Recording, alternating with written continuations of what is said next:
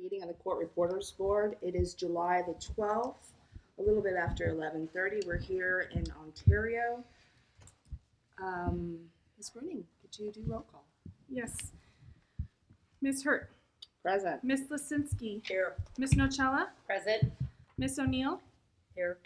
Quorum reached. Thank you. I'd like to remind everyone that the board meeting is being recorded and webcasted. It's requested that anyone wishing to speak, please come forward as they are recognized. It's welcome but not required to identify yourself. I'd like to thank my fellow board members for traveling from up north and right down the street. And I also see a past board member in the audience, and I'd like to welcome her, Rosalie Crom. Thank you for joining us. Let's begin this meeting. We have agenda item number 1. It's review and approval of the February 4th, 2019 meeting minutes. Do we have any edits or corrections? I do not. I know, amazing, isn't that? And unless somebody else has a correction, then I move to approve the minutes. Thank you for making that motion. Is there a Sure. second? Second. Any further discussion? Call the vote. Any public comment? Oh, public comments, of course. That's what this big sign is, huh? Do we have any public comments on the meeting minutes? I don't see any, so if we could now call the vote. Ms. Lisinski. Yes. Ms. Nocella. I'll abstain. I was not present. Thank you. Ms. O'Neill. Yes. Ms. Hurt. Yes. Motion carries. Thank you. Agenda item 2, report of the executive officer. If we could begin with the CRB budget report. So if you would look on page 16, you'll see month 11 of our projections. So this is almost a full year, but we're a month short. So it's pretty close to where we're going to be. If there are any, I'll be happy to entertain any questions. We are, as you can see, typically we run pretty close to break-even point, and we're very close to that. Questions? Were there any changes in the format of the budgeting that should be expressed to the board as it relates to historical look back on our numbers and moving forward? So we have had some changes to this, to where expenses are hitting the budget, I should say. It's the same numbers, but they're being listed in different categories. So an example, let me see if I can find that, where it says in-state travel. Travel in-state under our operating expense and equipment, about just over halfway down.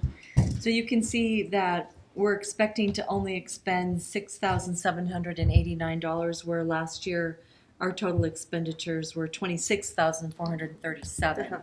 So that would be an example of where only the board members' travel is hitting here, board and staff for board meetings, where prior to that, all of the travel and expenses associated with our exam development workshops were included in that. That was all travel. Now it's been broken out.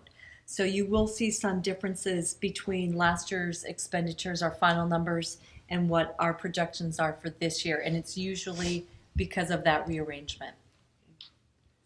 Thank you. I know we also have had a lot of meetings on pro rata within the Department of Consumer Affairs. Do you have any details on how that relates to our budget or any updates? I don't have any updates. I would just point out, but I don't think it's news for any of the board members, that it's a significant portion of our budget. Yes, it is. Yeah. All right. And then, sorry, one last question. As it relates to the online testing contract, what is our status? I think it's a question that's related to the budget as far as future. So the contract is in place and we're ready to move forward. I think after we talk about the license reciprocity, that we could talk more about what that would look like. Okay. Thank you. Are there any other questions from the board on the budget? All right. So going to page 17, you would see the overall fund condition. As you can see, it's still budget year 2021 that we would be looking to reach our fund balance months in reserve over 6 months, which would allow us to fund the TRF. So we are still on track for July 1st of 2021. Okay. No question. If there are no more questions on the overall budget, we don't have a fund condition for the transcript reimbursement fund because we are just paying residual out basically on that, things that have been approved but not paid out. And I would ask staff member Paula Bruning to go ahead and give the report on the TRF for us, please. As Ms. Finner said, that we're not accepting applications at this time because of the temporary closure of the TRF, but staff has been working behind the scenes to review applications that were previously approved on a provisional basis. What that means is when an indigent litigant has applied, they don't have the funds to pay for the court reporting transcript. They do have an estimate. We have been issuing provisional letters as sort of a promissory note that says that when the transcript is done, you can send us an invoice and we will pay the court reporter if he or she has not been paid, or we will pay the litigant back directly if they had already were already able to pay for that transcript. So in many cases, there was no invoice received, so staff has been working to follow up on those applications and just make sure that everybody that is needing to be paid is paid. So far, Ms. Davis sent out over 400 letters. She paid out about $6,700 dollars in invoices and held the rest in reserve for those remaining invoices. Are there any questions? Not at this time for myself. Anyone else? Okay. Okay, going on to letter C, the enforcement activities. So these are the usual charts that you see. We're a month short of having the year completed with these statistics. We typically get between 100 and 120 complaints per year. So where we are a month short at 111 is pretty average for us. There have been nothing new as far as trends on the types of complaints. It's still timeliness of the transcript and accuracy of the transcript, which are the two most common complaints we get. The complaints, is there particular stakeholders that are that you see filing? Mostly it is the litigant or the attorney. Sometimes it's a court, sometimes it's another court reporter. Thank you. Mm-hmm. Any other questions on the complaints on enforcement? Going to the exam, we have the historical results in the book as normal, so we can take any questions on that. As far as the exam that is being held today, we had 123 candidates register for the test. 23 of them were first timers. We'll know more in probably 4 to 6 weeks on the success of the test from today. I wish them all success. Really? Yeah. We're hearing good things, so fingers crossed. I did see smiles coming out of the room, so that's a good sign.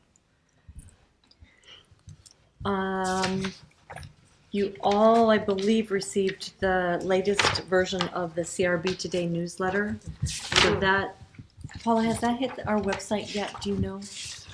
No, but I would believe it'd be on there within a week. Okay, thank you. So that would be available to the public shortly, if they haven't already gotten it in the board book. Can I ask one really quick question as it relates to the test? Oh, sure, sorry. And specifically that there are 23 new and 100 repeat. Yes. Do we have any details or statistics on how many times that the 100 individually have taken the test, or? I don't have them here, but I can get that for you. Okay. All right, I look forward to that. Thank you.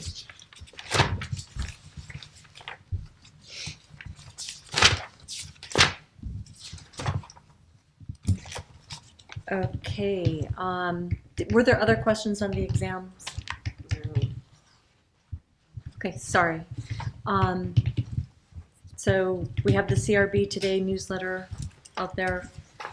Will be to the public shortly, or public as far as on our website. Were there any questions or comments? No. Okay. Then Nice addition, though. It was a nice addition. Kudos. Yeah, no. Nice job. Really well done. a lot of work, but I think it's worth that. We get good comments from the industry on it, so I think it's helpful. I think it's worth the staff time to put into it. Yeah, the frequently asked questions is really a bonus. And then the final portion of my report is an update on our business, where we are in the business modernization process. So just as a quick reminder, last meeting we talked about, we had finished the mapping of the processes for each of the desks, and that was time consuming. Staff did a great job. Solid did a great job. We got it done. So our next step is to move into stage 1, and that is where we put together what the actual business requirements are for the processes that staff has laid out. So stage 1 has several approval processes. It's been approved by the Business and Consumer Services and Housing Agency. So it's gone from there to the California Department of Technology for that next step of approval. So we're working our way through that process.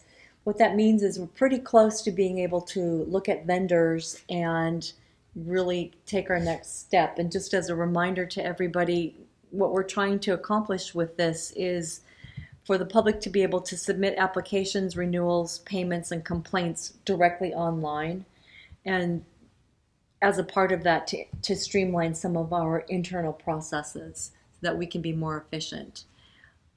We are working with some other boards and bureaus that are pretty close to the same spot as we are in this whole process.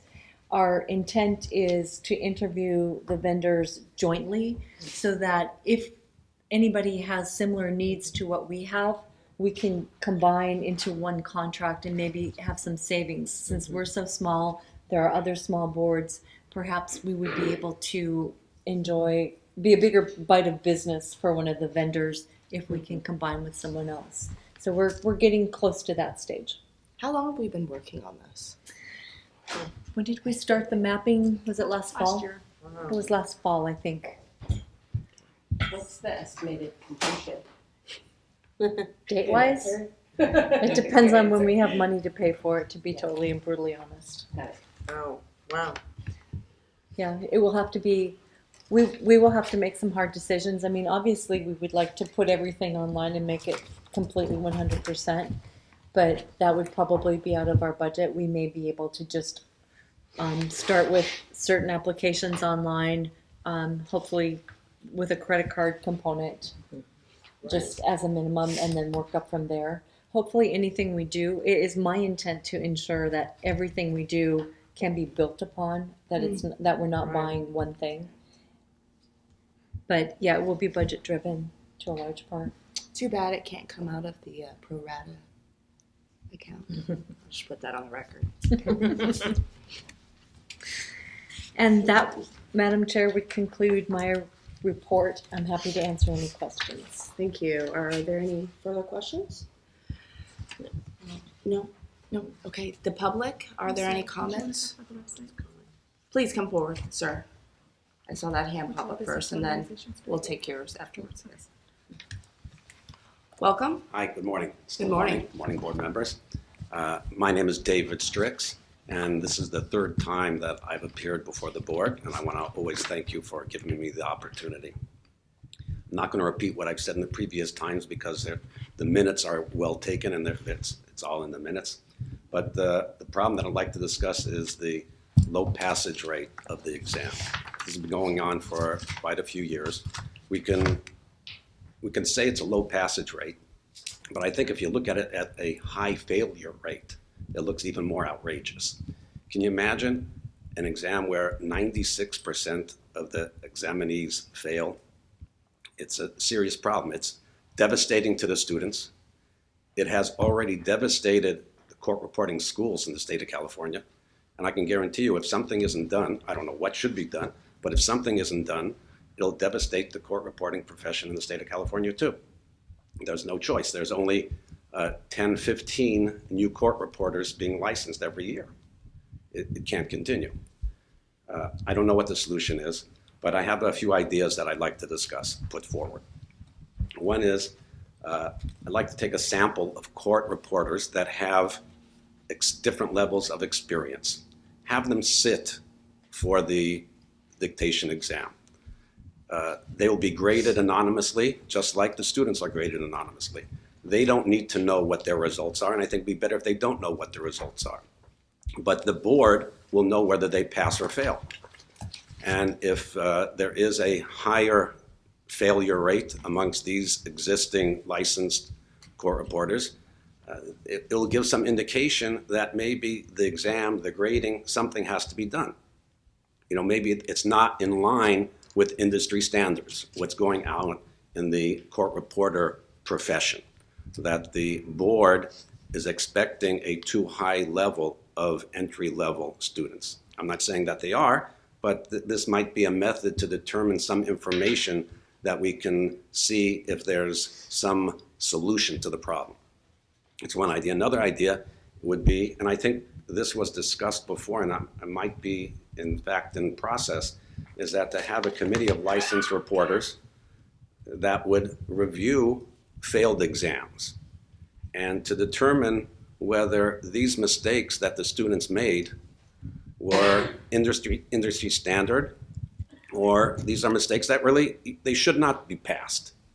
But there has to be something done to see what is the problem. I've been here, like I said, 3 times, and you know, everybody's always very polite to me on the board, and Paul is very fine, and I appreciate everything that everybody's doing. I know everybody's trying their best, but I think something has to be done. The status quo is unacceptable and will be devastating to the industry. Thank you very much. Thank you for your time. And if there's something I can do, Paula has my contact information. I'd be very happy to help. We appreciate that. Okay, have a good weekend, Thank everybody. you. And thank you Thank again you. for being here. Thank you. Thank you. Are there any comments based on the comments that we heard here that anybody would like to put forth? No? Okay.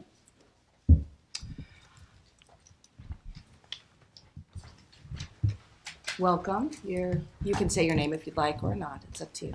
My name is Liz Taurus. I'm a CSR and an instructor at Cypress College. I've spoken with a lot of people today, and it seems like there are a lot of people from out of state. Do you happen to know how many are coming from out of state? Perhaps they're already or they're already working reporters, or whether they're first timers for taking a court reporting test. We would have that information when we do the final summary, statistical summary, but I don't have it at hand. Okay. So I would suggest in how many weeks you can call the. We'll publish it. It's part of the usual statistics that we publish and put on the board website. Are you part of the email subscription? Yes, I am. Then you'll get one of the board notifications saying that those statistics are ready for review. Okay, thank you. Thank you. Liz, if you call Kim at the office, she can tell you straight numbers, but obviously won't have percentages for a while. Okay, thank you. Sure. Any other comments? Public comments? Okay.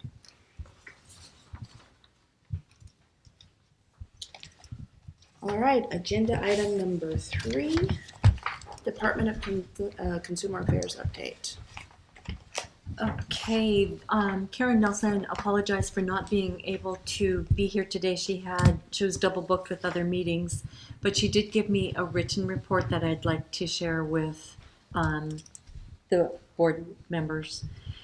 She said, "Thank you for this opportunity to submit a written update from the Department of Consumer Affairs to the Court Reporters Board of California. You will find below an update on recent activities of the department. The first category was update on the DCA director.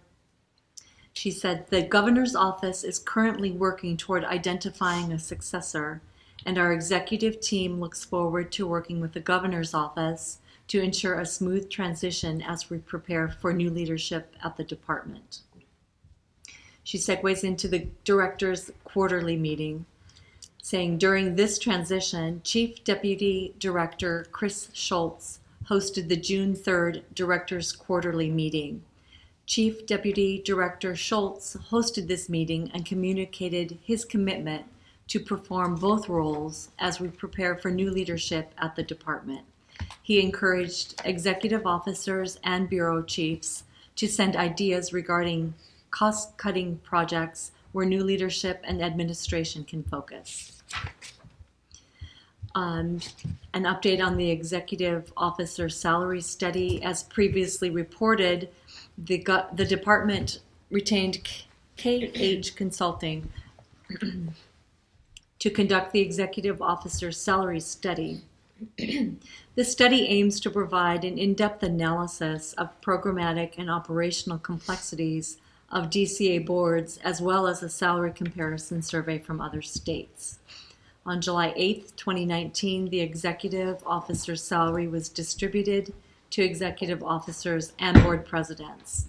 The executive office is hosting a meeting to discuss the findings of the study and the next steps today, Friday, July 12th, in Sacramento from 1:30 to 2:30. Our team would like to extend our appreciation for everyone's patience on the release of this study.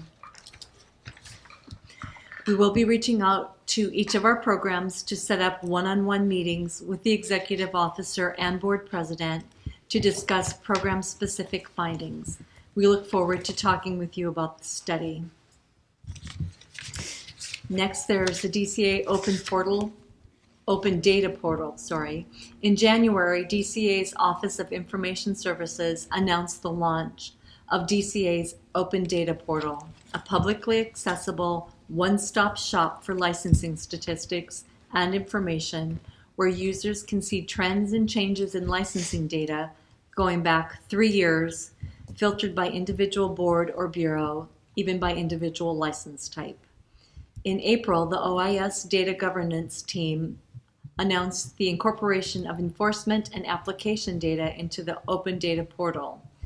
In the enforcement statistics section, users can access information on the number of complaints received and referred for investigation.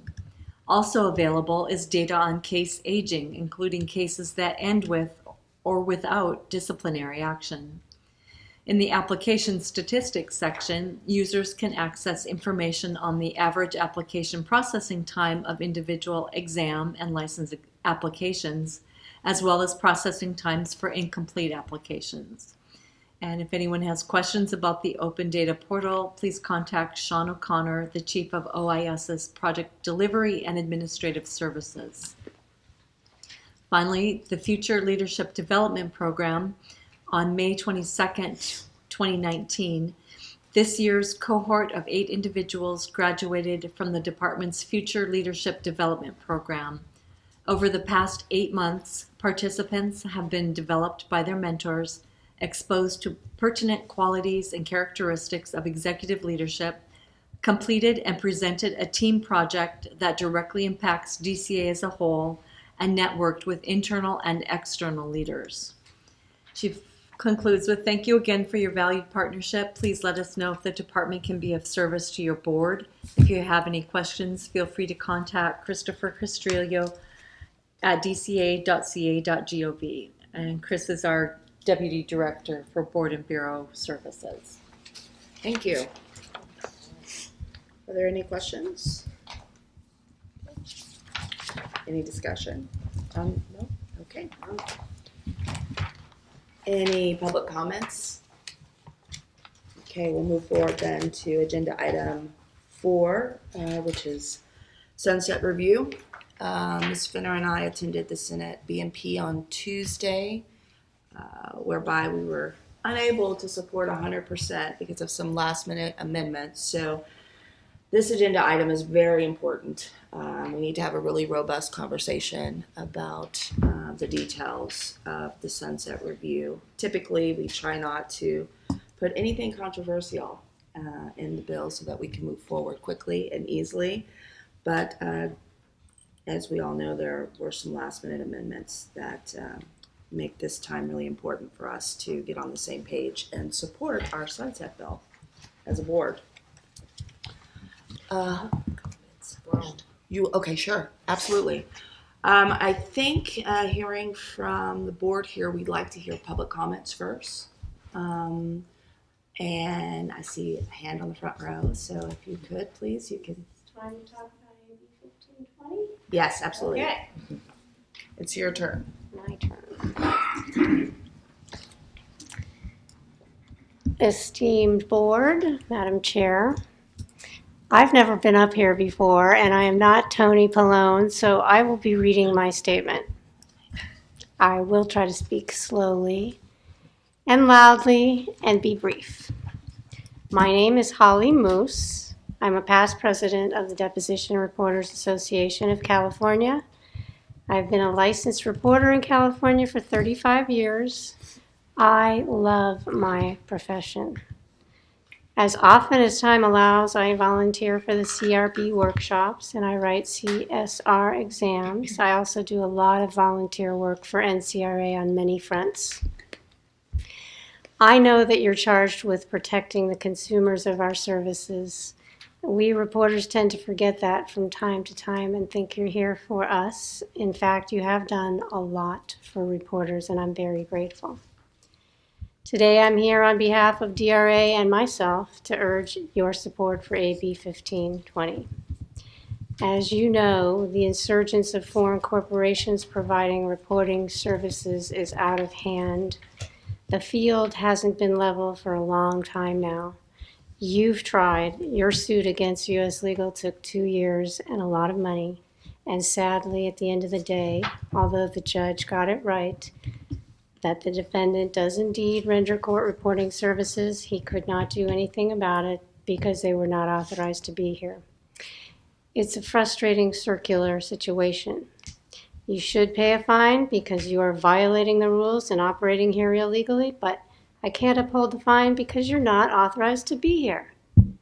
My suit, filed 2 years later against the same defendant, lasted more than 5 years. Again, the appellate court got it right that the defendant does indeed render court reporting services, but they couldn't do anything about it because I lost on the damages and therefore they could not grant an injunction. So 10 years later, it's business as usual for U.S. Legal and all other similar entities. Meanwhile, we're getting creamed out there. CSRs lose business every day, and the consumers of our services are not being treated equally, as is their right. They are being harmed. Obviously, litigation is not the way to go. As we've seen, it's expensive and time-consuming, and there is no guarantee of the outcome. AB 1520 is a good bill. Unlike previous firm registration attempts that simply require an agency to sign a piece of paper swearing it will comply with the rules, this bill has a reporter in charge approach, which requires that an actual licensee oversee operations that can only be performed by licensees. It was the lack of that provision that caused you, the CRB, to refuse to support a prior firm registration bill in part, SB 270, sponsored by CCRA. At one point, however, that bill did embrace designating a person in charge, which could either be a licensee or someone who passed a test administered by this board. So you are on record as supporting an RIC approach. DRA is on record as well. Why? Because consumers are better protected with this model. It adds a layer of accountability. It is a good bill. Assemblymember Lowe, the chair of the BMP committee, is the most powerful author champion we have had. DRA did submit amendments that we are asking of the committee, many of which are typographical or technical in nature, but the two main ones are that voice recognition be changed to voice writing, which we believe was the intent. Voice recognition is a whole nother animal and will likely cause concern amongst stakeholders. We've also requested that language be added that limits in some way the number of times a new reporter in charge can be employed if the existing one is disciplined or has its license suspended or revoked. This is paramount to preventing a revolving door. And in that vein, we have suggested that the registration of the corporate provider itself be suspended for a minimum of 1 year if the license of its reporter in charge is suspended or revoked more than twice in a consecutive 5-year period. Some stakeholders are or may be concerned that it isn't fair to the reporter to punish them for the misdeeds of their employer, the registered corporate entity. The author has accepted an amendment that prevents that from happening, wherein the reporter in charge cannot have its license revoked for conduct committed or directed by another person unless they had knowledge of or knowingly participated in such conduct. That should alleviate CCRA's concerns as well as perhaps others about the reporter in charge approach. In closing, DRA has always stood for the ultimate goal of a level playing field, and we believe that this is the last and only option that will provide that for all reporting agencies operating in this state. While DRA did not introduce this bill, we do support it with the amendments we submitted last week. We urge your support as well. Court reporting should not be the only DCA licensed profession where unlicensed corporate executives get to supervise the licensees. Many, many thanks to Chair Lowe for going to bat for the licensees and the consumers, and to the CRB's leadership for sponsoring this bill. We are most grateful. Esteemed board, Madam Chair, thank you for your time. Thank you, Ms. Moose.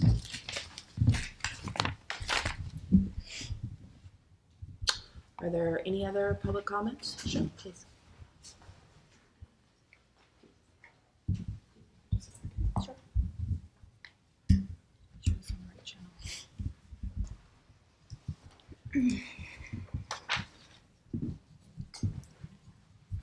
We okay?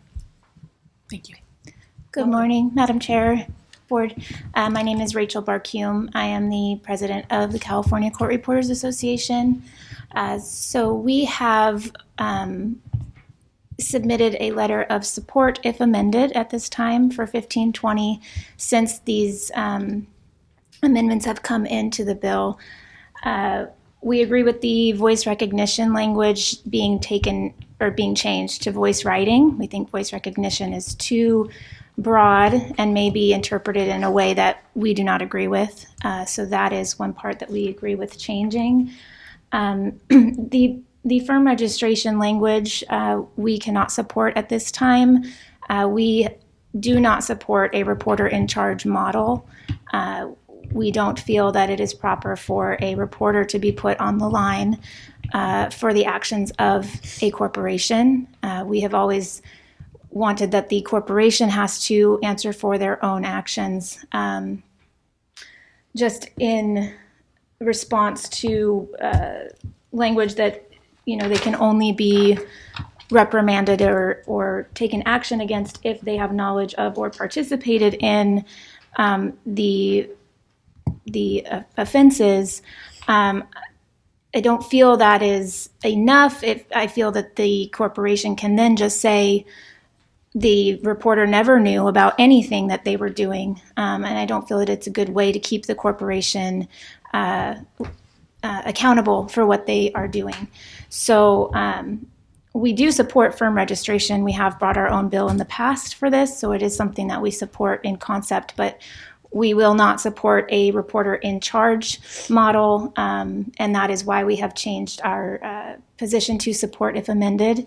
We obviously do support the sunset review bill in total, and we do want the board to continue. So we are actively working with the author to work out some amendments to this language so that we can return to our support position. So I urge the board to also I guess I agree with not having controversial language. It makes it very difficult for all of us. So thank you very much. Thank you for your comments. Any others?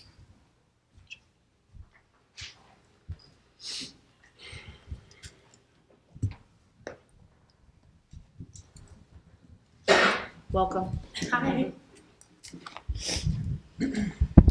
Members of the board, what time is it? Good afternoon. Oh, yeah. My name is Kelly Shaneline, and I'm a California certified stenographic court reporter. And I'm Kimberly DiUrso, and I'm also a certified California court reporter. We are here on behalf of ourselves and concerned members of the Protect Your Record project. First, I want to thank the board for the work that you do. We know you guys spend a lot of time and work really hard. I am speaking today in opposition of AB 1520, the portion regarding firm registration.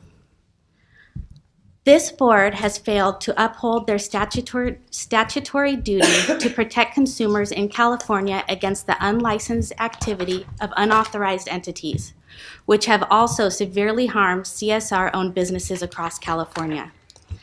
Existing current law is critical to the judicial system and the protection of consumers. Business and Professions Code 8040 and 8044 state that a court reporter corporation and all of its shareholders, directors, and officers must be licensed shorthand reporters. This is important because California CSRs are trained and bound to their duties as sworn officers of the court. The California legislature intended for these laws to protect consumers by ensuring all codes are followed and that the integrity of the record and impartiality is maintained. Exempting anyone from these laws, as AB 1520 does, is blatant harm to consumers. Currently, the only enforcement being done is on individual reporters. This board is choosing not to enforce any regulations against unauthorized, unlicensed court reporting firm activity, which you referred to as the underground economy in the CRB's 2018-2019 Sunset Review Report, page 30, item 41. Why would the CSR board want to change existing law in legitimizing the underground economy in California? If AB 1520 goes into effect, any person, organization, or company may pay a fee, hire a reporter in charge, and become a court reporting firm providing services and carrying out the duties that I am trained and licensed to do as a CSR. Because of the CRB's failure to enforce, venture capitalist companies now own many court reporting firms in California, carrying out the duties of licensed California CSRs, even though they are unauthorized to do so. For example, insurance companies are forcing law firms to use the services of these unauthorized, unlicensed companies for their reporting services. This violates current law and puts attorneys and court reporters at risk of a misdemeanor per Corporations Code 2259 and Business and Professions Code 8019.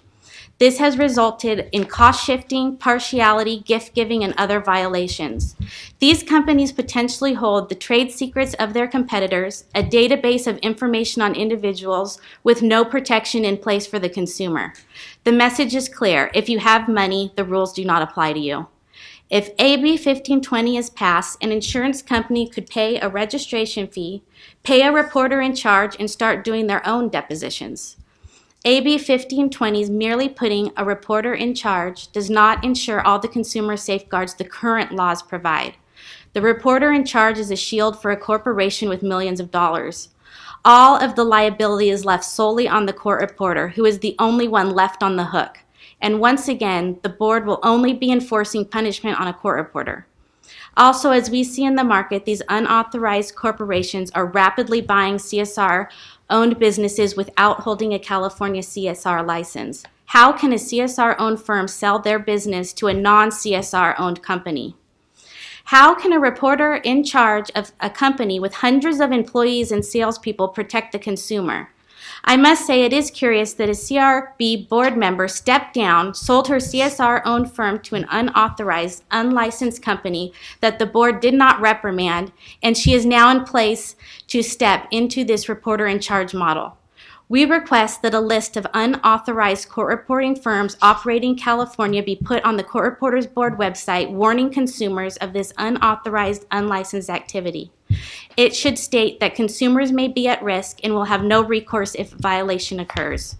It is only fair because the only warning to consumers currently is a list of licensees in violation. We believe it is unfair that the board chooses to discipline one group of violators and not discipline another. Respectfully, we ask again that this board enforce current laws to protect consumers as our legislature intended. We look forward to discussing the issue further at our meeting in August. Thank you for your time. Thank you. Thank you. Oh, okay.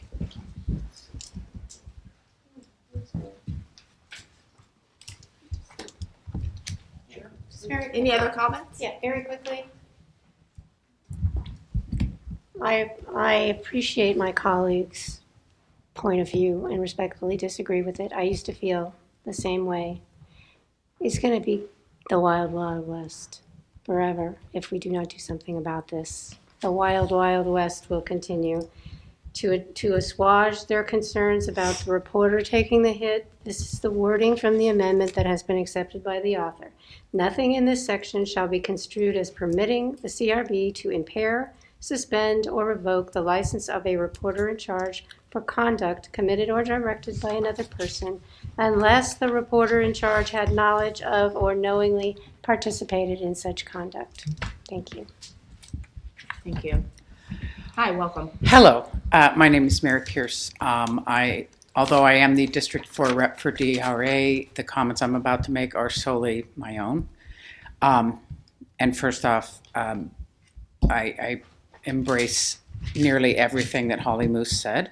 I have one exception that is just my personal opinion that if the reporter in charge should have known, I think should be part of the provision as well, because if you just choose to stick your head in the sand, oh, I didn't know, I think there should be some culpability for that. I also have nothing but respect for Kim Dearso and Kelly Shane Line. Respectfully, I do disagree with their position because I've been a reporter for 37 years, always in California.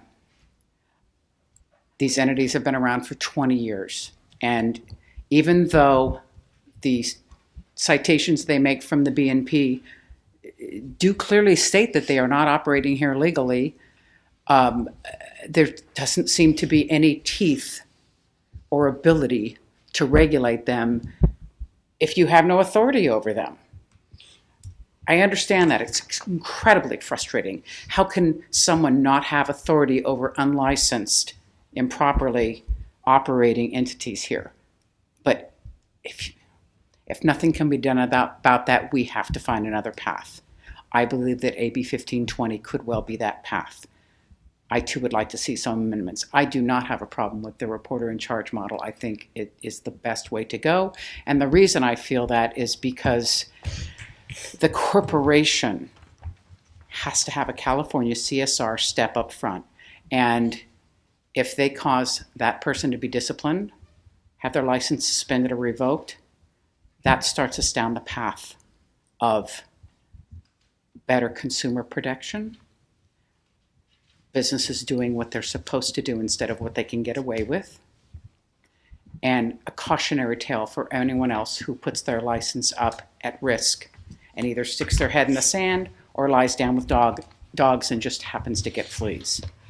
I think this, in my view, this is the best path forward if none of the teeth in all these other things that have gotten us nowhere other than more and more corporate and hedge funds taking over court reporting agencies. I don't know how this has come to be, but we've got to do something to staunch this activity. And if this is the best we have, I would support that. Thank you. Thank you. Any additional comments? I have one more comment. Sure. Okay. It's just a short comment. That's fine. This is a really important bill, so as much input as we can get is and I have a lot of love for my Could you please colleagues. sit at the mic? Sure. Sorry. For my colleagues at DRA, and we know that mutually. But I respectfully disagree. I feel that this bill legitimizes the corporations. They're unauthorized to be here as it currently stands.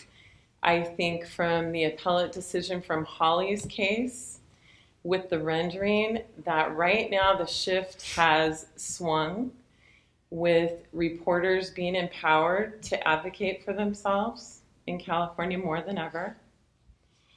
And I feel that by legitimizing them in California, coupled with the fact that I respect what the board does, I understand that you're in a challenging position. I've understood and heard all of the reasons for the challenges. I do get it. But that is also the same reason, if it's hard for you to enforce now and with budget limits, I just see such a morass of ambiguity being possible with a reporter in charge, how you're ever going to enforce against these major corporations with all of this money. And they say, well, it's on the reporter in charge. I would encourage you to do your research on the pharmacist in charge, which is what this is based on. There is much case law about how this goes wrong for the pharmacist in charge, reporter in charge in our case. And I'm open to the discussion. I really am interested in a hearty discussion about it, but I see it being very complicated, more complicated for you to enforce with this. And I think that we should focus on enforcing existing law, and we should keep these corporations unauthorized in California and focus on that with our advocacy. Thank you. Thank you. Okay, I will now bring it back to the board. Oh, I'm sorry, I didn't see. That's okay. Sorry, Mr. Hand. No, it's okay. This way. Yes. Again, my name's Rachel Burke. I just wanted to, after all of this discussion, put out there, I believe maybe it would be best to not have this in this bill. I think it's obviously very controversial. This probably should be a standalone bill. Probably wasn't the best to put it in the sunset review. So that I think may be the best option to go forward is to keep this bill non-controversial so that we can make sure that our board continues. Thank you. Thank you. Sure. Well, no, I think maybe Tony should start. Our one court reporter. Yes, I mean, she's start on the board. Sorry.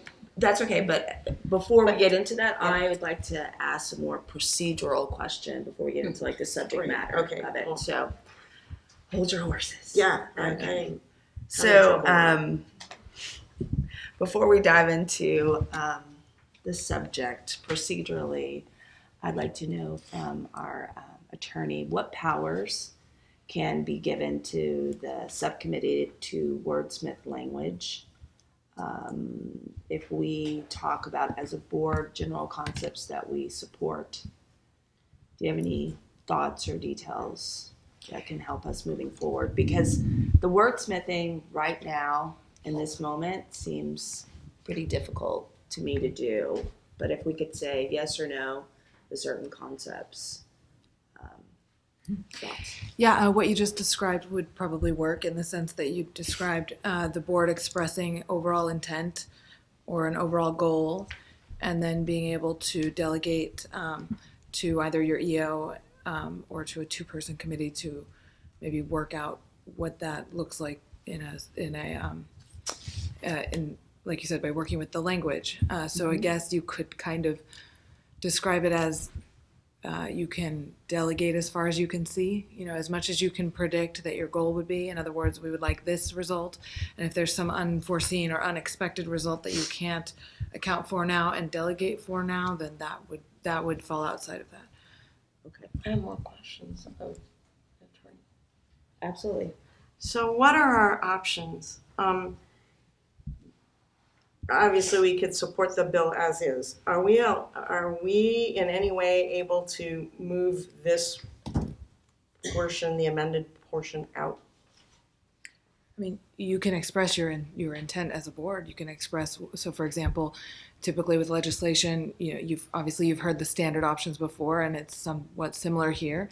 It would be support if amended, and you could describe the kind of amendments you're looking for, or watch, oppose, or oppose if amended. So those are obviously on a range. So if we chose, and I'm not saying that we are, but if we chose to amend this bill by asking to have this removed, does it jeopardize our bill in any way? Well, obviously, I can't speak to what the legislature determines, right? But I can speak to what you as a board can express and present about your bill. In other words, you can express what your preference is, what your intention is, and then sadly, I'm not the legislature. No, I get that, but So at the end of the day, the author is Assemblymember Evan Lowe, and he decides what's in that bill. So we can make a strong suggestion that something should be taken or added, but at the end of the day, he will make the decision. I get that. I just want to know what we jeopardize one way if we do. And I just, because, we want our basic sunset review bill to go through. So we need to be very persuasive. Yes, when we talk do. To Assemblymember Lowe. Oh, sure. I don't want my lack of comment on that point to be interpreted as expressing anything about what the legislature may or may not do. I can't weigh in on how persuasive that might be. I can only speak to what you can put forward. Right. Any other questions? Any other thoughts for the attorney before we? I was thinking, I pulled up our sunset review answer to issue number 6, which I think would be really valuable, if you don't mind me reading out what the board has commented. It speaks to a lot of what's been said here today from public comments. And it's not lengthy, but I think it's a good way to kick off our discussion before we pass it off to the first court reporter here on our board. So issue number 6 that we responded to as a board for our sunset review, the question was, is the board able to enforce court reporting statutes against foreign court reporting corporations? And our answer was no, but it can now bring a civil action against them in some instances due to the successful passage of board-sponsored AB 2084, COLRA, Business and Professions Code, Section 8050, which was added to the Board's Practice Act. BPC Section 8050 lists those to include non-licensee-owned firms that shall not charge for a transcript formatted in violation of the minimum transcript format standards, which are defined in regulation. Nor may they charge any fees for court transcripts other than the fees set out in the government code. Additionally, all transcripts must be made available to all parties at the same time, and all parties must be notified of a request for preparation of all or any portion of a transcript, including excerpts and expedients. Now, while the remedy for these violations is civil litigation rather than an administrative action directly from the board, it is now clear that the requirements of this section apply to out-of-state corporations, and there's a civil remedy for violation. As with all enforcement decisions, the board would investigate and evaluate each complaint individually. Now here's the key. As far as being able to enforce the remaining body of law that pertains to court reporting against foreign court reporting corporations, the board currently lacks jurisdiction to enforce its laws against foreign corporation because the Business and Professions Code does not currently authorize foreign professional corporations to perform court reporting services. There's a citation, I won't read it. The board is currently in a powerless position where it cannot enforce court reporting statutes against foreign court reporting corporations because they do not meet the definition of foreign professional corporation as set out in the Corporations Code, Section 13401C. Yet the board cannot cite them for unlicensed activity, either because there is no requirement for businesses to be licensed with the board. The board cannot speculate based solely upon the unpublished appellate ruling in Moose versus U.S. Legal whether the courts would revisit the board's authority over out-of-state corporations. The board would rather obtain clarity from the legislature that uses its scarce resources to fund another lawsuit in an unpredictable attempt to clarify jurisdiction. To enforce all court reporting laws universally, the board would need a statute specifically authorizing foreign professional corporations to perform court reporting services. Now, some members of the industry have attempted to characterize the board's lack of jurisdiction as a lack of willingness to take action against out-of-state corporations for unlicensed practice. But current law is not specific enough for the board to successfully pursue such an action, period. Existing law is silent as to foreign professional corporations, neither restricting them from practice nor granting them authority to do so. So to enable the board to enforce its court reporting statutes and regulations against foreign court reporting corporations, the board needs a statute added to Article 5, Shorthand Reporting Corporations of Chapter 13 of Division 3 of the Business and Professions Code, authorizing foreign professional corporations to perform court reporting services. Clarification of jurisdiction from the legislature will greatly benefit the California consumers, who would then be able to turn to the board for problems if needed. So there's a difference between specifically authorizing and being silent to the fact that they can be present.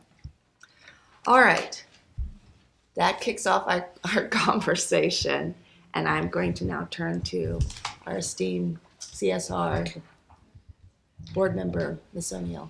Who definitely does not have all the answers, I wish. What? The other thing I wanted to clarify, because I haven't thought about this for a while, but I remember something happening in the 80s, because when I had an agency in the 80s, we had to register with the CSR board, and then something happened where reporting firms did not have to register with the CR board. Yvonne, can you shed light on what was a transition? Yeah, so when one of the avenues we were looking at way back when was firm registration, and I knew that firms used to be registered, so I went back and did some historical research. And from what I can find is the board felt it was duplicative if they were going to register with the Secretary of State.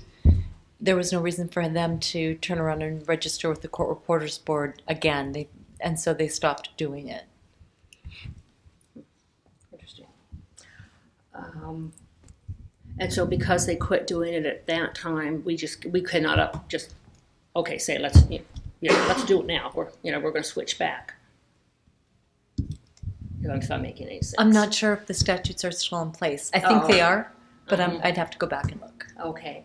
And then the other thing too, and it's been a while, of the Moscone-Knox Act that I used to hear a lot about as far as what the board can and cannot do. Can you refresh my memory on how that applies?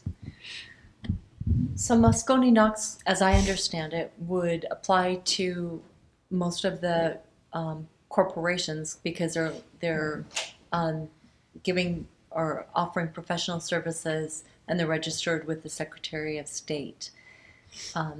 Where it gets cloudy is where Davina was talking about specifically if they're foreign corporations, then our act is silent with regard to that.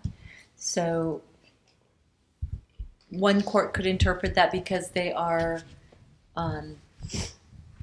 registered with the Secretary of State, then they're fine. Another one could say, but they don't have specific permission to perform professional services.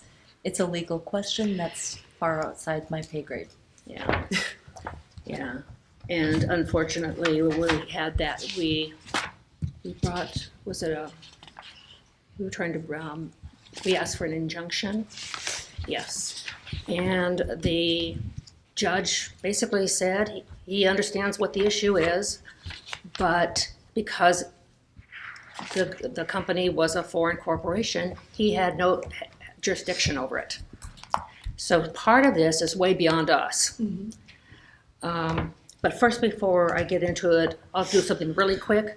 I'm definitely in agreement to amend voice recognition to say voice writer. Thank you. Right. Yeah. Yes. That jumped out at me right away. That was easy. Yeah. The other thing that jumped out at me right away is when I didn't see it until I received the board book earlier this week. And I saw all that language about, I'm not going to say firm registration, but about firms and what can be done. I was astounded because it's been my experience of being 12 plus years on the board that when you do sunset bills, you don't have anything controversial in there. And I felt a little sabotaged because of that. It's always been sort of like an omnibus bill. You don't if you have a matter that's going to result in a fight, which is fine. I mean, it's a matter that still needs to be dealt with. You don't put it in a sunset bill. So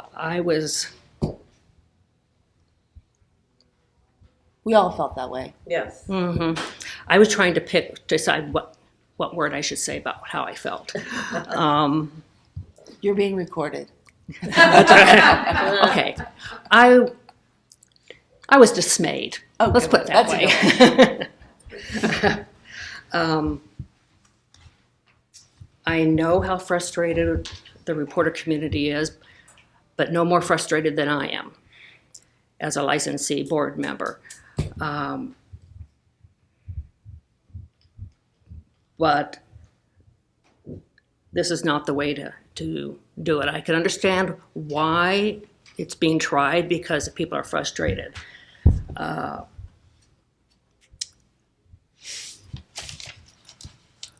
I am not real comfortable with the reporter in charge situation as it presents itself now. Let me see.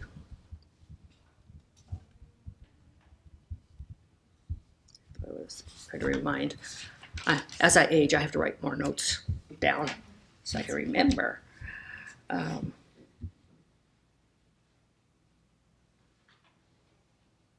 Ms. O'Neill, can I ask you a question? Pardon? Can I ask you a question? Sure. In light of the fact that this isn't our bill, so to speak, it's Assemblymember Lowe's, what would be your stance if he does not want to take firm registration out?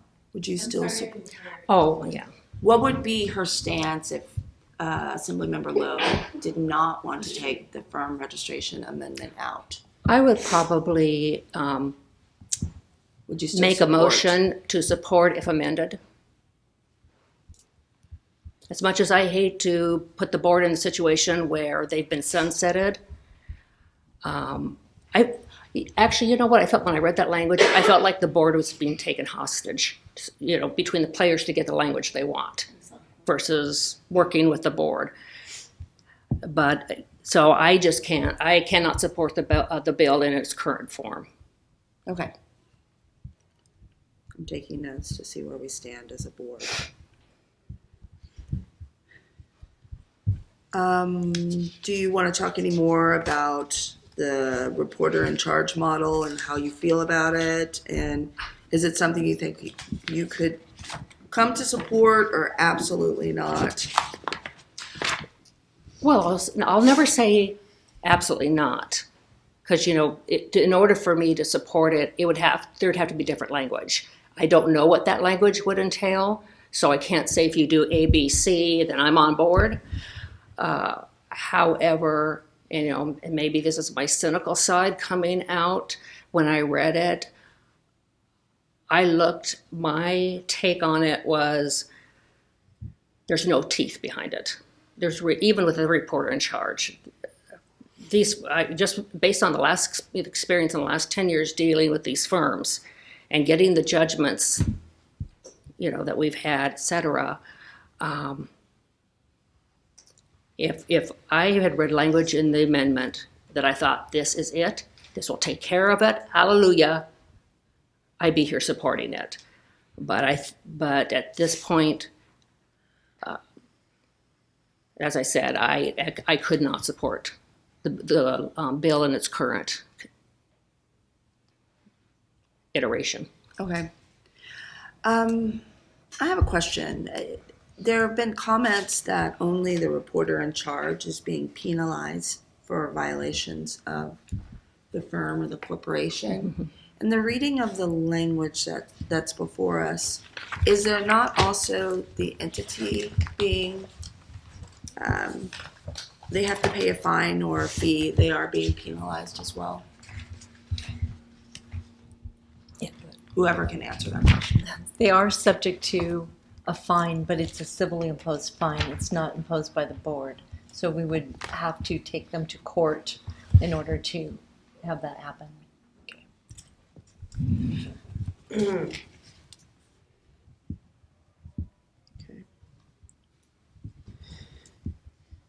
Other comments from the board? Who'd like to go next? I have a couple questions. Okay. And maybe this is directed to Ms. Fenner or to anybody else on the board with sunset experience, but let's just say that the bill advances in current form. And I understand Ms. Lisinski's concerns about controversial language, and I've heard that. So let's just assume firm registration stays in and the author is not willing to take it out. And the governor vetoes it. Right. What impact does that have on this board? We go away. We're done. So is that terminating? Done. End of story? Or do you have an opportunity in the next session to advance a successive sunset bill? Is there any leeway, I guess is what I'm asking. There's no leeway. I've only seen it happen one other time. I want to say it was maybe 2010-ish. I was fairly new as an EO, and the Board of Registered Nursing had something similar happen where a late amendment was put in that was very controversial, and the governor vetoed the bill, and the board sunset. So in effect, there was no Board of Registered Nursing until they could work with the legislature to reconstitute the board. How long after that did that happen? I would say it happened that next legislative year. And what was the impact to the consumer or the industry when that happened? I honestly don't know if the board remained open, if they paid staff. I have no idea if board, if it was business as usual. I don't know. I don't know how they could because I don't know what authorization they would have, but I don't know. Yeah, I know you're hypothesizing against air right now, but on that point, yes. Let's just assume that the governor vetoes this bill, and what would you do the next day? I don't know. Job. I guess I would call Rebecca and say, "Do I have a job? What happens here?" I honestly don't know. Rebecca, do you have any insight? I don't have a lot of historical knowledge about this, but one thing that I think there used to be a situation where sometimes it was sort of this soft sunset where it sort of converted into a bureau under the department. And as Ms. Fenner is referring to with BRN, that's no longer the case. A sunset is just sort of you cease, at least according to this language as well. So, in other words, you have July 2020 in your bill. So obviously I'm not speaking to all the practical logistics of what that means, but the idea is that that's the end of the board's authorization. I feel like our arms are tied behind our back and we're hopping on one foot right now. Blindfolded. Any other thoughts? There's so many thoughts. I mean, in all honesty, I've not had a conversation with DRA. I've not had a conversation with CCRA. This is the first time I'm hearing about kind of I'll call it the midnight amendment of firm registration into this bill, which I find dismayed is not the word. I'm ticked off. That's not okay. It's not cool how that happened. So I haven't heard how that happened. Does anybody have a point of view how that happened? I'd love to know. I've heard too many stories to even guess which one would be true. So That's a good way to put it. I would not. There have been many stories. Yeah, I mean, I agree with you, Ms. Hurd. I feel like we are between a rock and a hard place. I'd love to understand clarity about what happens if the governor vetoes it. I think I've been on the record and I've been very passionate that I'm supportive of firm registration, but I'm not sure that this is the proper path to do it, to jeopardize the board and its authorization. I mean, maybe I'm getting to like the meat of what I think we're ultimately going to discuss and decide, but I'd love to empower, either the EO or the committee of folks to go back and continue to work with the author, because I don't have a clear understanding about what happens if it were to be vetoed and what that means to us. And I don't think it's fair that I make a decision about the position of the bill without understanding the full risks and ramifications to the board if it were to be vetoed. In a perfect world, I'd love to have it all, right? And I understand the comments about separating firm registration out from the sunset bill. I get it, but there is zero assurances that if firm registration were a separate bill would be successful, because it has already been clear to me that shenanigans occur. And I don't trust anybody coming up to the public comment to say that let's just separate it out and it's going to be successful, because I don't believe that. And if there were assurances and signed in blood, maybe that would be a different story. And I'm not asking for that, please, for the record. But I think we all have the heart, the right thing that we want to do is achieve that type of authorization as well as get our sunset review. But I just don't know how we do both at the same time without empowering people on this board to continue to work with the author to flush this out. I don't know how to do that unless anybody else has any other ideas. I've been marinating quite a bit on this, so it's a work in progress. If I could get you to talk about the voice writing technology amendment. We heard from Ms. O'Neill that she absolutely supports it changing to voice writers. Would that be the same for yourself? I'm supportive of that, absolutely. Okay. All right. Thank you, Ms. Anchella. Any other thoughts before? No, thank you. Okay. That was a lot. I apologize. You did a great job. All right. Okay, so Ms. Lozinski. So I was one of the people who went before the legislature to argue for our sunset review. This amendment was not in it. I have to say that I feel somewhat betrayed. This is not what we went to argue for. So I'm really not happy that it's in here. In my view, it does jeopardize our board in a large way. I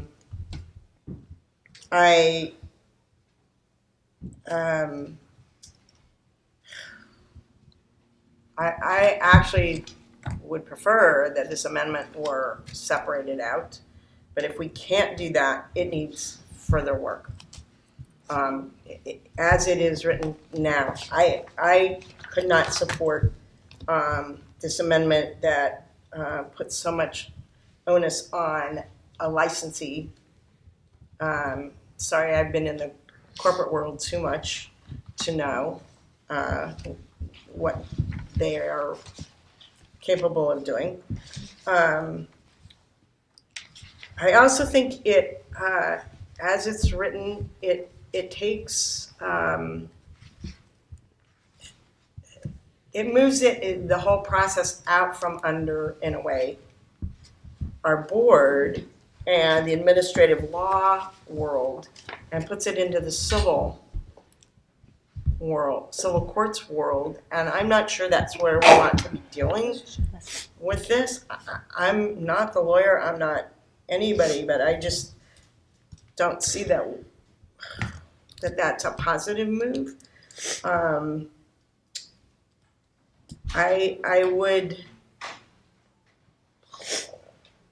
I'm okay with changing the voice writing part, Okay. by the way. So if we are forced to keep this amendment, I believe it needs to be amended. So you would support with amendments? Oh, well, that's not my, yes, and I think in order to get there, we would need a subcommittee or something to work on what that amendment language would look like. Yeah, and just to be clear for everyone, that there is a subcommittee. That's you and I. Is that right? Yes. Oh. No. Oh, Are you no? talking about the sunset? The Sunset Review Committee. That was Tony Co-chair Elizabeth Lazinski. and Oh, and Tony. yourself. No, it was Tony. And the Tony. subcommittee that helped with the sunset review report. That's right. Sorry, Was but Tony that's still Lewis. you. I do that work for her. Okay, so. Thank you. I was on the one before. Right. It's hard to keep track. We've been here a long time. We've been on this board a long time. Time to pass. I would be happy to work with Tony and our executive officer. I have a lot of problems with what is presented before us. There's. Go ahead. No, go ahead. Well, I want to go back to saying that, again, I feel like this was somewhat of a betrayal of our board.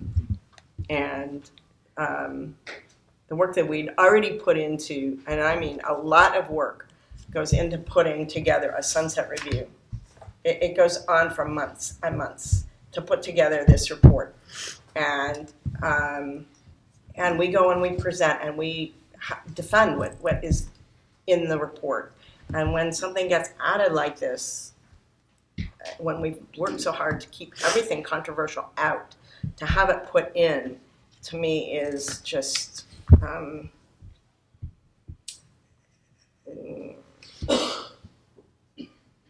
yeah, it was a betrayal. Sorry. That's how I feel. Okay. So I guess it's pretty clear. Everyone understands that, as a backdrop, we're all just very surprised at the amendments. But I think I definitely understand the strategy in adding firm registration into this bill. We have talked about being strong supporters of firm registration. And we also talked about how it's going to take many steps to get to a perfect bill. To me, the amendments that I see is an additional step. Maybe it's not the step of perfection, but it is another step to bringing firms into proper format of following the law. However, it is the sunset bill. And I have concerns, as Ms. Nocella talked about, what happens, what if. I think straight off the bat, I can say the voice writing technology terminology needs to be changed to voice writers. That was very clear and quick to note. Voice writing technology has AI, and that's a whole other beast, and that's not what we're trying to talk about. So those amendments we can agree with. But the way the firm registration looks, is still something that I think all the stakeholders need to talk about and figure out best steps forward. I'm not as repulsed as others about holding the CSR as someone who, I think it's a reporter in charge, because I think it's just one way to change a behavior. You don't have any reporters working for you, then your business will not be successful. So, but what does that look like?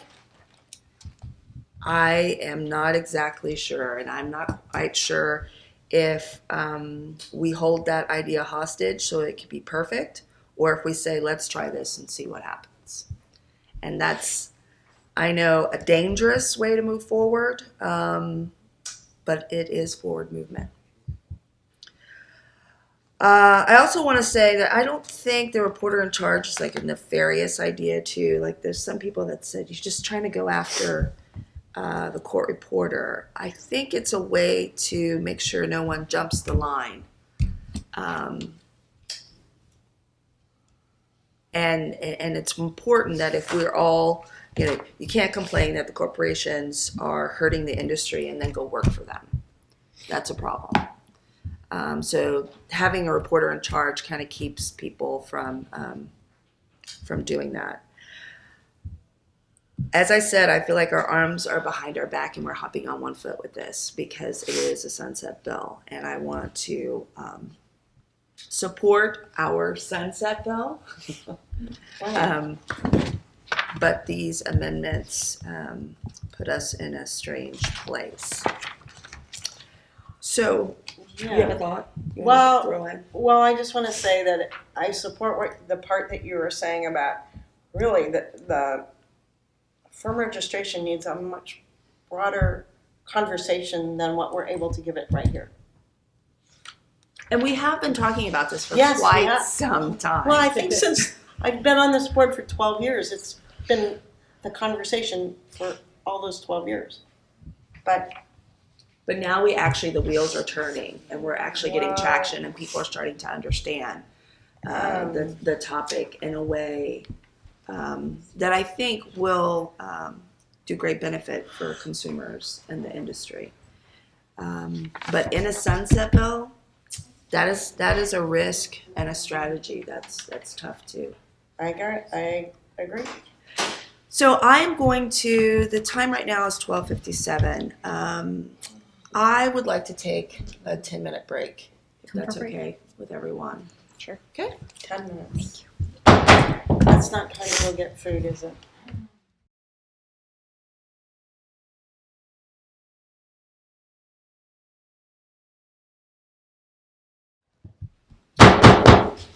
So the meeting is now back in session. Thank you everyone for that mini break.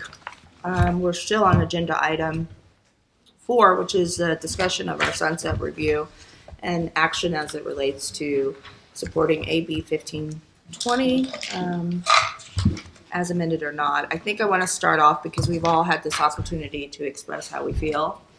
To also express that we're very thankful for Assemblymember Lowe for taking on the sunset bill and supporting court reporters in the end. I mean, that's definitely the statement that should be made and is clear by his actions.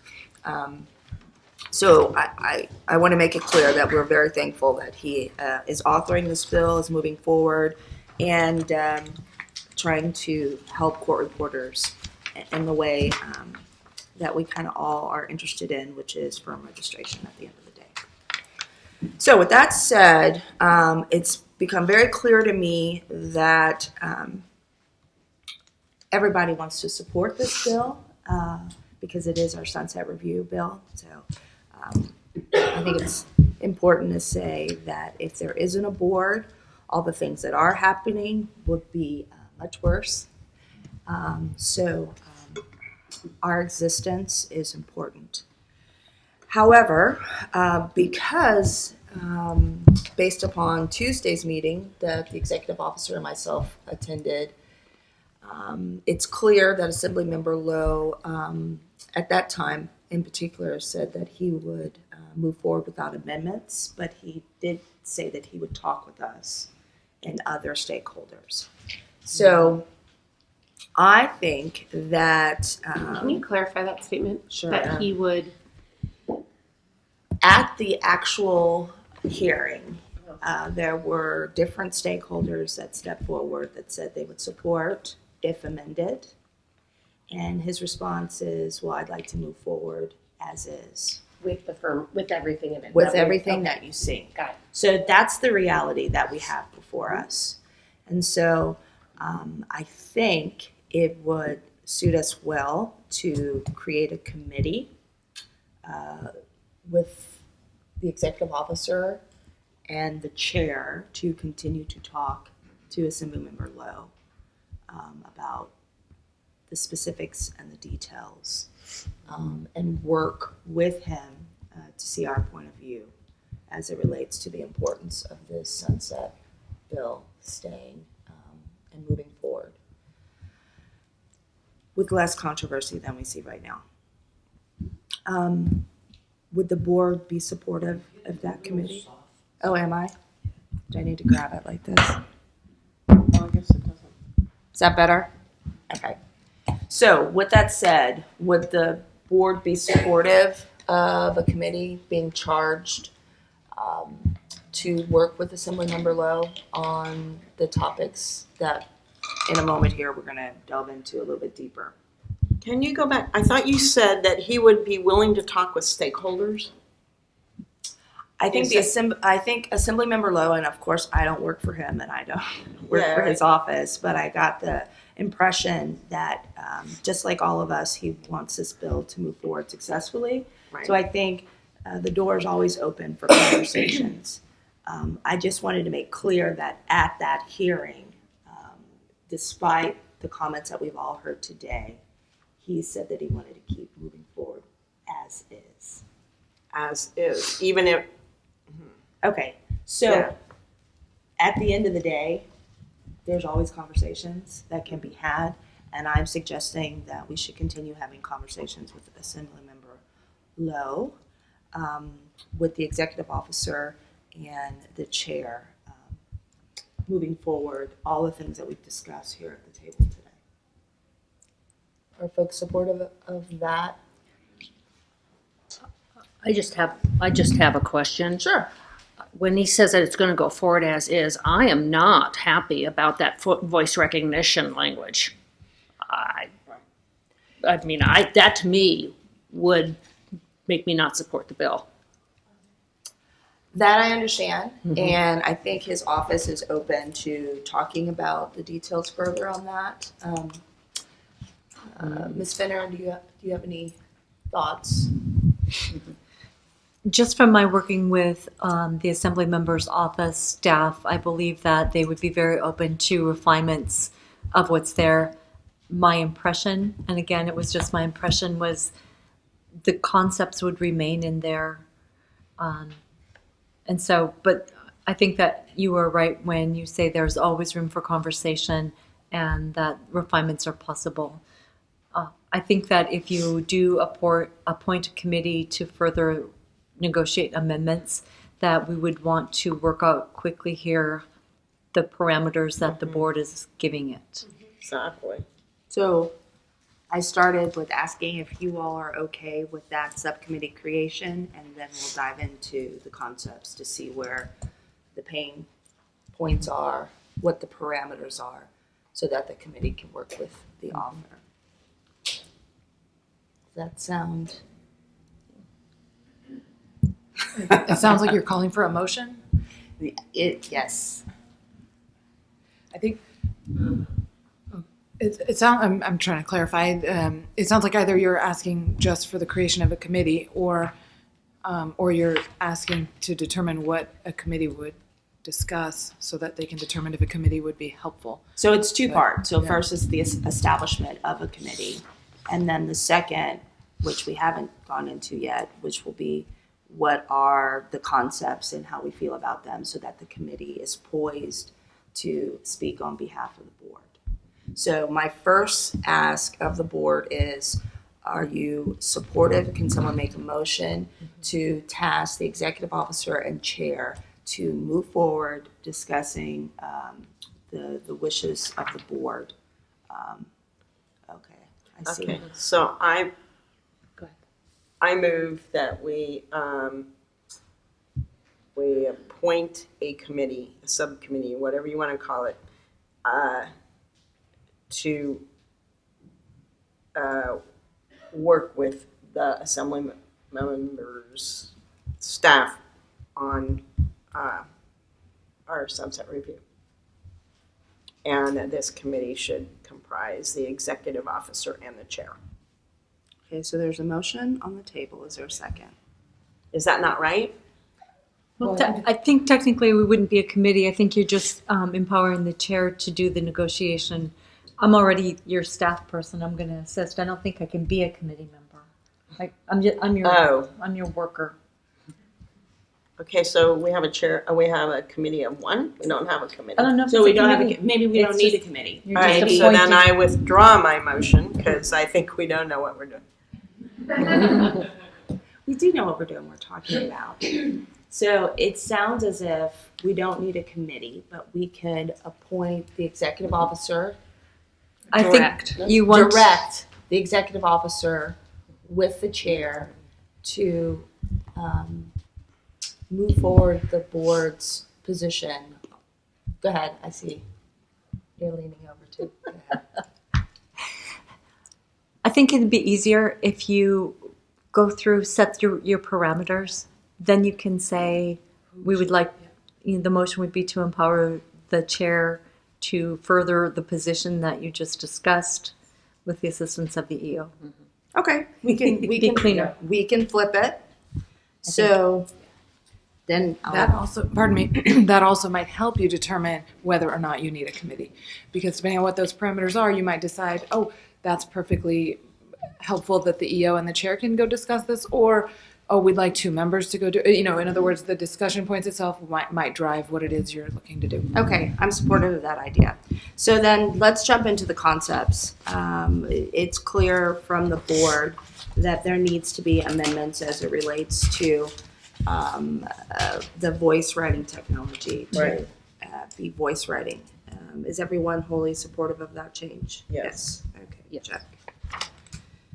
Now when we move to the firm registration aspect, at this point, as is a reporter in charge model. We have heard various ideas behind that. If I could get folks to just clearly state for the record how they feel so that we can see what that could look like or not.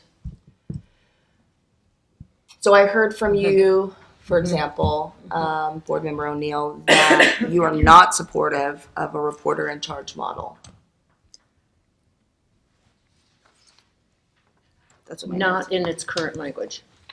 So this is the time where we have to figure out parameters of that language so that the executive officer can move forward.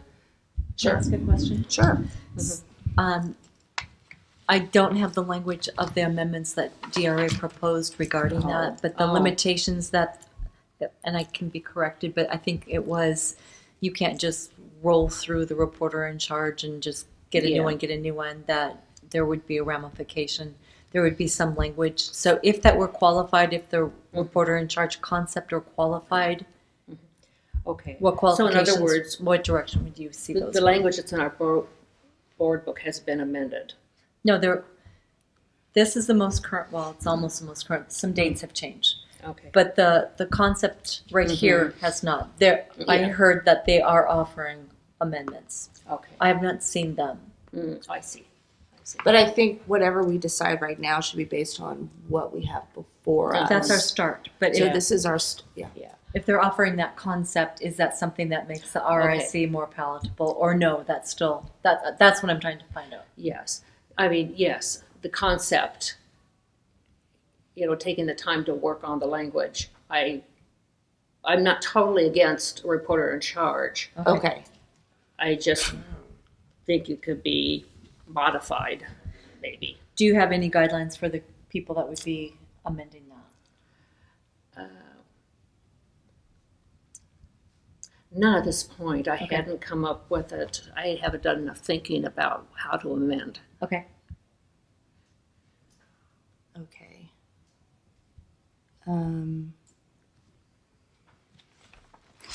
I guess the reason why I paused is because this is the point where we have to figure that out. We have to talk a little bit more about that. We would need broad parameters to give to someone to negotiate. So I hear from Mrs. O'Neill that she's not against reporter in charge, but the language needs to be changed. But you're not giving any direction on how the language should be changed. Okay. Any other thoughts? Do I have to take another break for 15 minutes? This might be a question more for you. I mean, could the board focus more on the separation aspect rather than the nitty-gritty of the portion that they're discussing separating? In other words, so that you can move forward on the sunset bill without necessarily addressing what you're concerned about. I think it's very clear that the board would prefer to have the firm registration in a separate bill. I think we need to be prepared in case that author does not want to do it that way. I agree. I guess that leads to a question about whether you could address it in sort of a step-by-step fashion. In other words, there are a couple things from your discussion it sounds like are very clear. We prefer to change recognition to writing. We move to support with that amendment. We move to support with an amendment to separate. And then if that's not and I'm obviously not putting words in your mouth, but if that were the path you're going down, and then if that were not an option, these are things we might be looking for. But at least some of the things that I'm hearing that are already a consensus could begin to be established. But I think they're already, I think it's by consensus. So it will go into the motion that the board will direct whomever to work with the author's Pursue office those to things. support the bill with the amendments that include changing voice recognition to voice that makes writing. sense. I just wanted to make sure it wasn't just getting too far ahead of where it needs to be So to be able to move forward. So I think I understand we don't need to put a motion on we don't have to say, no, I move that we amend the voice writing to this. We could put it Have it all in the one same big- motion. That's Yeah. fine. I wanted to. Yeah. Is that okay? Yes. Okay. So then with that said, I think we've already made clear the voice writing aspect. The real not problematic, but more difficult or challenging section is firm registration, reporter in charge. And I hear from Board Member O'Neill that she's not against the reporter in charge model, but she would like to see language that alters what's before us right now a little bit. But you're not saying exactly what that language, Yes, because or maybe what is it that makes you uneasy about the reporter in charge model that you see right now? because as much as people talk about it, I see the firms getting around it. Okay. And I just don't know if this is. I said the way that it is now, and based on what I've seen in history, I see the firms getting around this easily. And so to me, it doesn't have any teeth. Number two, the board then would be faced with having a civil action and spending a lot of money that the board doesn't have. And I guess to me that this language, I feel like this language is tilting at windmills. And so I don't know what to insert or take out to make it more viable. Because I just, I saw it first time Monday or Tuesday, and I wasn't thinking along that line at the time. So. Okay. Any other thoughts? I'm just trying to give whoever is appointed to walk away from this meeting proper parameters on working with the assembly member on this topic. And right now, just to say, we're not against it, but we don't like the language it is, I understand it's too broad for that EO or whoever this committee or whoever the person who's appointed to work with the author. So we have to refine our thoughts on this more than I don't like what is before us, but I'm not against it. Sorry, I'm talking just plain language here. I'm trying to break this down logically. So I like sunset. Right. I'm trying to keep it simple. I like sunset. like firm registration. I'm troubled because I went back and looked at my notes, and I think Holly mentioned in her testimony that DRA was responsible for the amendments that we didn't know about. So I'm challenged and troubled by that behavior, and I don't like rewarding bad behavior. But at the same time, I think the goal that they are achieving was very smart and strategic, and unfortunate how it all came about. But I support the spirit of what they're trying to do. Mm-hmm. I also don't want to risk us being sunsetted. Right. So I know that through the legislative process, the chair will have the discretion to seek amendments or not. And I think, and I'm not speaking for Assemblymember Lowe, and again, I don't work for him like Miss Hurt does not work for him, but I think he understands the spirit of what we're trying to achieve and that he would not want us sunsetted.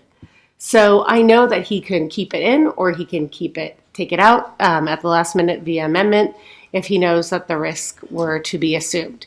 So I'm curious to know what my colleagues think and maybe advice from council as far as we support the bill in spirit of the sunset and the concept of firm registration, but to empower whomever we're going to empower to work with the author to achieve passage of the bill. And I don't know if that's too vague, but I don't know how else to achieve it because we could be here all day debating, I think, the spirit of what is in the bill. Well, don't forget, we are spending, 10 minutes or whatever it is on this when it really requires far much more time. Right. We are not, we have time constraints. This is not going to. Right, and we also don't have time because the legislature is progressing, yes, right? The bill is going to be, we're not going to meet before it advances to the governor's office. Exactly. So we need to empower somebody to do something. Right. And the board has to give as many details as they can about what they feel about what is before us so that that person can be empowered to make a difference and affect the conversation with Assemblymember Lowe. Right. So everyone supports the sunset bill part.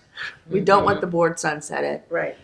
Everyone agrees our preference is to separate the firm registration section out of our sunset bill. Right. However, if the author's prerogative is to keep that aspect in, what is it that we absolutely can move forward with? And what is it that we cannot?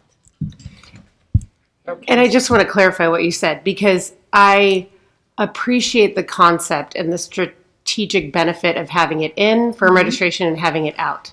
I don't necessarily support separating it per se. I only support it separating it if it jeopardizes the sunset of the entire board and a gubernatorial veto. But if we can have the governor pass the bill and it move through the legislature, which you don't know, I support keeping it in. So the process is going to have to play out, and we need to empower somebody to be nimble in that process on behalf of the board. Okay. I like that as a motion. I don't know how. Yeah. Okay, so I am not so happy with this being in, but I will bow to consensus. I don't know that it solves our problem with wording. Because I still have a problem with the court reporter being the person in charge. I am just not convinced that that person is going to be the fall person and the corporation is still going to walk away when push comes to shove. So, so you are not supportive of the reporter in charge model? Well, I don't know anything, but I'm just saying that I can see problems with that. And unless something is, wording is inserted that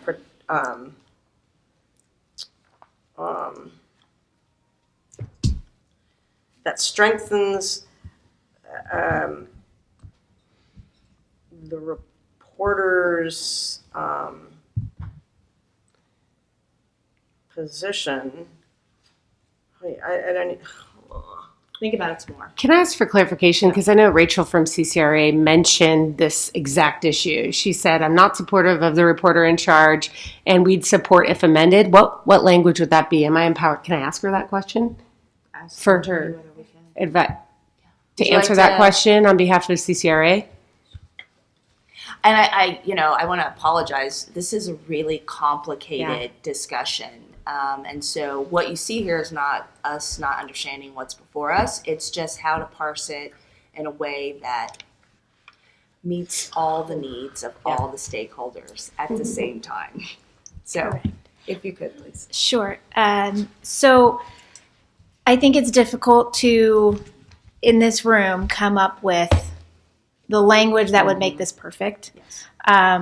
What we do support, what I can say is what we do support is the firm being accountable as the firm, just as a licensee is accountable for their license. So the same type of penalties that would come against a licensee could be taken against a firm. Now I understand currently there's no law that gives the board that jurisdiction, and it would be our hope eventually that the board would have the jurisdiction over the firm as a corporation, just as they have jurisdiction over a licensee. But this language is not that, and we again do not support it being in the sunset. So I know that's not giving you exact language. I don't have that, but that's the concept that we have supported. So I'm sorry to interrupt. Yeah. I think I just want everyone to be clear about this. I'm not asking for specific language. I'm asking for concepts and how far you're willing to go one direction or the other. We all know that, or it seems very clear, that the firm registration put in here is not, it's a risk. It's a huge risk to take, and that we're stepping carefully because we don't want to end the board, but at the same time we do want rules that puts the firms on the same footing as independent contractors or court reporters rather. What I want to understand, I think, from the board and also from other stakeholders is if the reporter in charge, ultimately we want the firm 100% responsible. But as everyone has seen on this topic, we've been taking steps to get there. Is the model that's in here right now one additional step to eventually get us where we want to? Any thoughts on that? Do you need me for any specific questions, or should Unless you want to answer that question, no. But in other words, reporter in charge, I know we ultimately want the firm 100%, but is this one step to get to that path that we can support? Just because I'm here before I go back, I will Sure. say, I will say we do not believe this is the right step, and that it puts a licensee in too much jeopardy. And as the California Court Reporters Association, we represent court reporters, and that's who we care about, and we want to protect them. And so that's why we cannot support a licensee being on the hook. Okay, thank you. So it's not the right step. What does the board feel about that?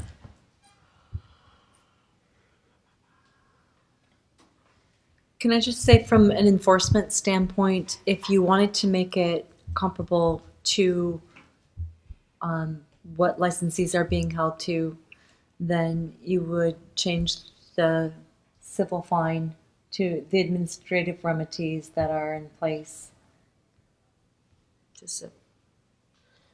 Can you say that again? Yeah. So right now, if we receive a complaint and we decide that a court reporter has violated something, we have the ability to issue a citation and a fine directly from the board. Mm-hmm. If there's a disagreement, they can fight it with an administrative law judge. So there's a whole administrative pathway rather than the superior court. So we can change that aspect or offer that as an amendment, that we can change that to make it more on a par with the licensee. If we took out the entire reporter in charge concept, it still remains, language remains in this bill that the board's registration can be taken away for any misdeeds. So they've got several, I think, fail-safe steps in there. You can't work as a reporter, you can't work for a firm that's not registered. So even though we don't license them, by registering them, it has the effect of a license. Because if they can't operate without that registration in place, we take them off the website, then the reporters can't work for them, and then they're basically out of business. So it forces them to toe the line because they need the registration in order to get a reporter to take the job. So I don't know how everybody else feels about that. If that reporter in charge part goes out, it may be a redundancy, I guess, is where I'm going with that. So you believe if reporter in charge concept was removed, then the practical application of what we're trying to achieve could still be assumed? Yes. In your belief? From an enforcement standpoint, yes. As in, you'd be able to cite and fine. Well, we would have to change that. That's different. Okay. If right now the only remedy is a civil action. So you could work on defining that language, right, Yvonne? Yeah, I think that parameters would be, is there any real reason to have that reporter in charge in there? Is that a redundancy? Maybe we can work with taking that portion out. We can explore changing the civil penalty to an administrative remedy. And what would be involved with that? Negotiation with the author's office and the stakeholders. Wow. I like that. You like the administrative remedy for Yes, firms I do. versus the civil pathway. Yes, I do. I think expense to the board would be less. I think there's more accountability. I think that we would be able to show to the public more easily actions taken, actions, right? I just think it's more transparent to the public to do it that way. Maybe this is the more teeth you were talking about. Yes. Okay. Thoughts? Can I put DRA and CCRA on the spot? If those were amendments, would your organization support that? I can't answer that for the association. I will just speak for CCRA that, yes, if the firm is on the hook administratively, that is a goal that we are looking towards. And one thing I did want to mention is Texas has existing law on this topic that we like and would be interested in framing something close to their law. So there is language out there in other states that we could try to mirror if we were to keep firm registration in this bill at all. There are some guidelines we can follow and frame ours after. But the reporter in charge is the big thing that we cannot support. So I think if we changed it, we may be able to change our position. Okay, thank you. And just to be real specific, the language right now says the reporter in charge shall be responsible to the board for an entity's compliance with all state laws and regulations. And I think it's that they're responsible for the entity that gives people heartburn. Right, exactly. And from my perspective, I don't know that we need it because ultimately the registration of the firm is on the hook. And so why bring that person into it? They're either registered or not, and if they're not registered, they can't get anyone to work for them. It's pretty straightforward, I think. Okay.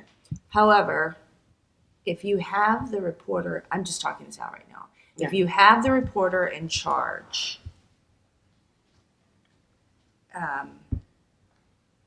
does it, so if it's out, we can find them because they're breaking the law and they've registered, okay? No, we can't find them. There's Unless we subject to- change it to administrative. they're Right now, it's subject just civil. to a civil Right. fine. If we add the reporter in charge, we could also, so we could, if we change to administrative, go after the firm, but also the reporter. And And then if we go after the reporter cannot work for the firm that is in violation. So it's almost like a safety net of violations. not from the reporter's point of view. It's like they are being held accountable for a corporation's actions. And so that's the part, that concept is unacceptable to the industry.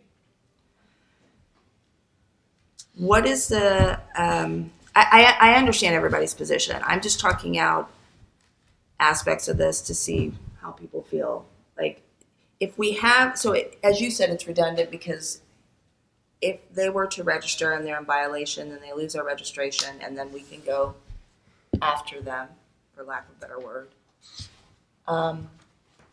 Right now, civilly, but we would like to see it administratively.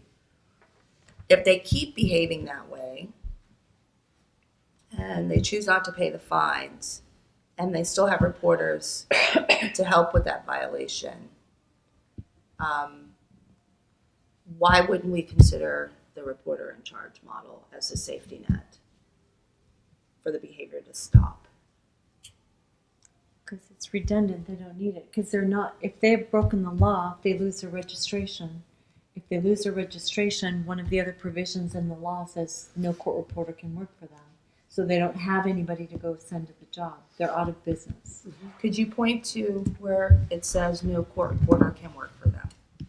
It's on page 38, 3D like dog. A certified shorthand reporter shall not engage in the practice of shorthand reporting on behalf of an entity that the reporter knows or should know is not registered with the board.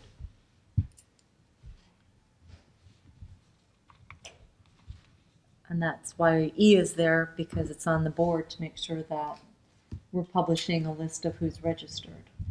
So that the licensee doesn't have a real difficult time just looking up quick to say, yeah, this guy's registered, I can work for him.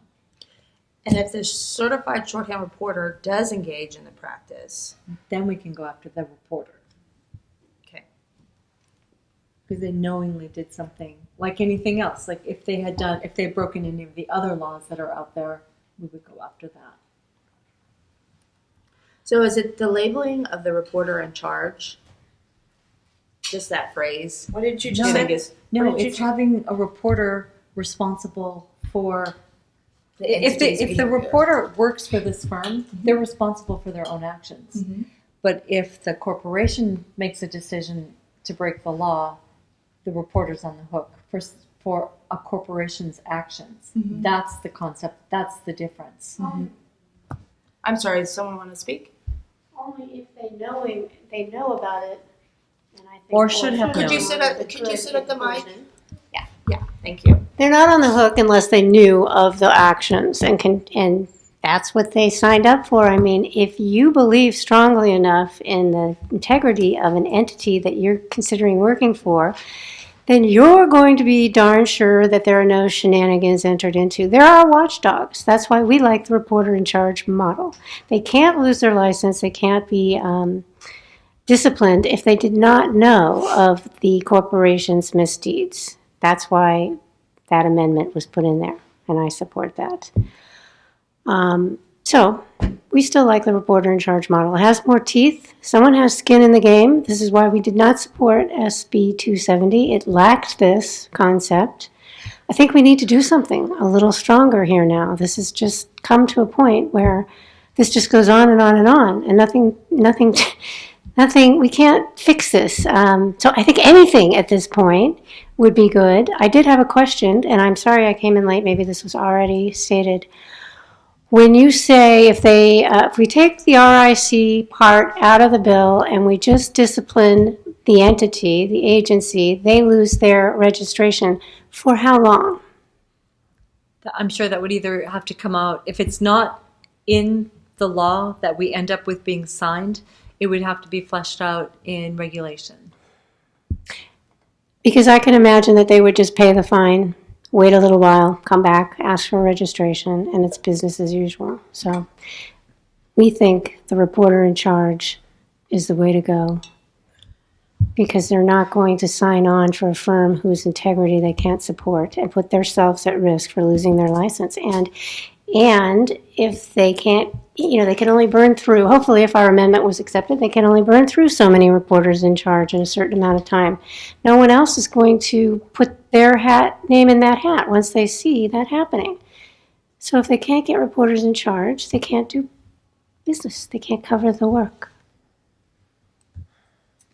Thank you. Okay. Sure, please come forward. Kimberly Adurso again. I think that there is incentive by many of the venture capital firms that are buying up the small firms in California to find a reporter in charge for a good sum of money to be the front person for that corporation. If they're going to be in charge of hundreds of employees, let's just use an example of a very big corporation owned by a venture capital firm, how can they possibly be accountable for all of those people? And second of all, aren't we setting ourselves up in a position if the corporation is able to point at the reporter in charge and say, well, it's their fault. Just like if you research the pharmacy in charge, please do. And they say, reporter in charge, it's your fault. You should have known. And now we've got this amendment that says, oh, well, if they didn't know, then it's okay. So where are we? What's the point? A $500 fine for a venture capital company is nothing. I don't see respectfully how others don't see that there are people who are going to step up and say, oh, whatever the amount of money is, I'll be the reporter in charge. Sure. Oh, I didn't know they were doing it. I'm sorry, I didn't know that they were doing this, that they were operating. They're not licensed CSRs. They're here, venture capitalists, let's not forget, they're here to make money. That's why they're buying up all of the California firms that they can and putting this strategy in place as we speak. So I don't support, again, I don't think that, I'm not saying that people who do choose to be reporter in charge are people who don't have integrity. I'm sure that they do going into it, but I think that it sets them up in a bad position to police corporations who are already unauthorized to be here. And I don't think we should put that onus on reporters. Thank you. Thank you. Any other comments? Okay, so it's back to the board. Oh, they can't agree. How are we supposed to? All right. Well, this just demonstrates Right. the controversial Exactly. aspect about this. But Exactly. again, I understand the strategic step of putting this in when they have. So, if we were to,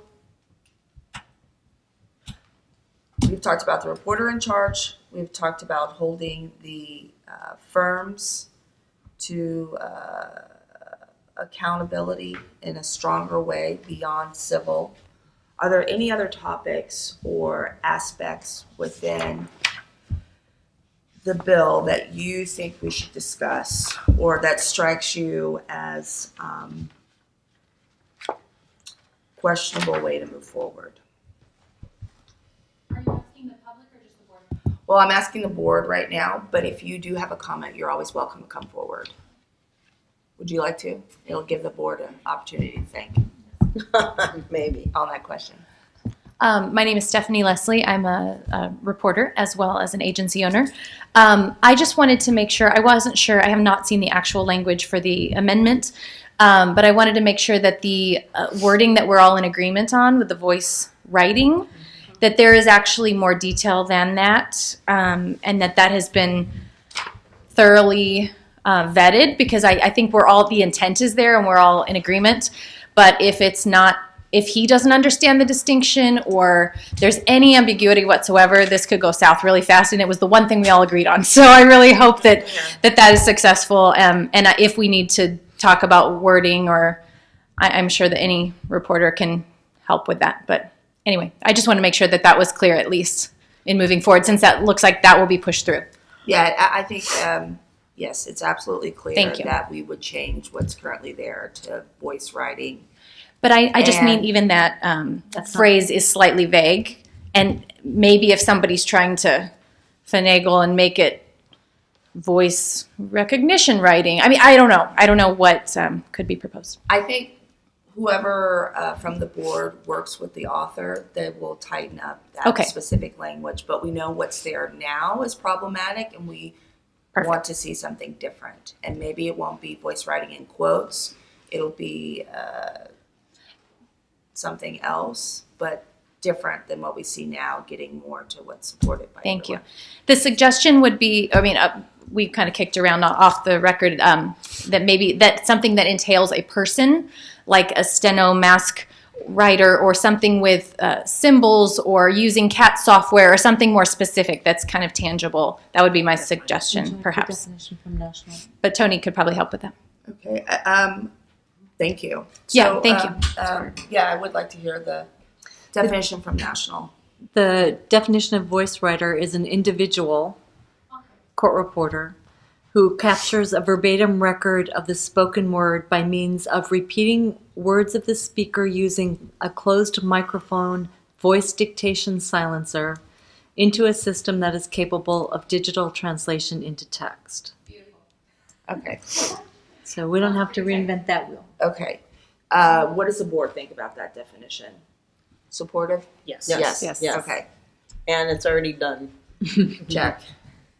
So then that takes me back to I know where administration.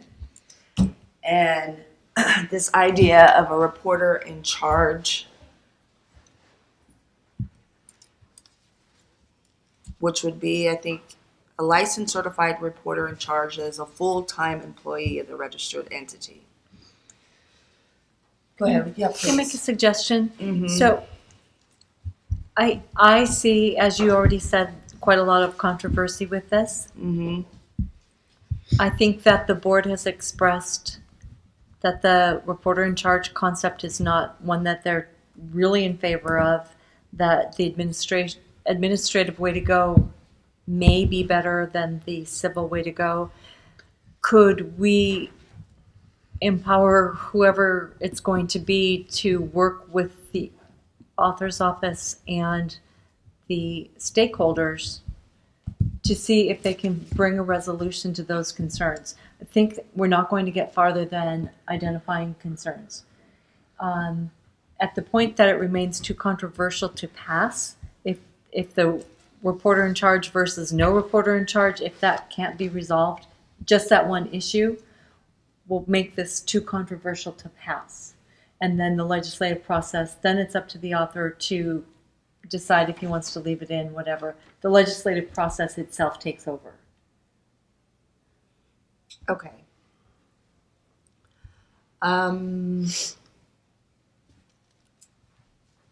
Okay, with that said then, it sounds like you're suggesting that there's not much more that we can talk about as it relates to this, and we've already expressed the reporter in charge not being something that everybody's supportive of, firm registration, administrative, not just civil, give direction to the EO and the chair to move forward on those ideas.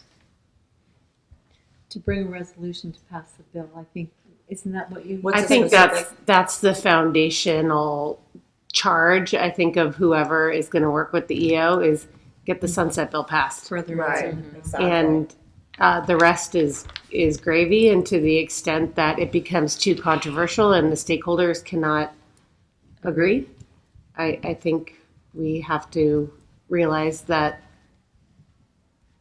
firm registration would be out. Right? I think. I think unless the author says it stays in. Correct. That is And a fair then point. We have a problem. Correct. Yeah. Okay, Okay. we have a path. So I would say, just as an aside, I mean, I know in the past there have been some challenging interactions with some of the stakeholders. And I would say, as a member of the board, this puts pressure on our stakeholders to make sure they play nice together. We have to all work together to be able to achieve this goal.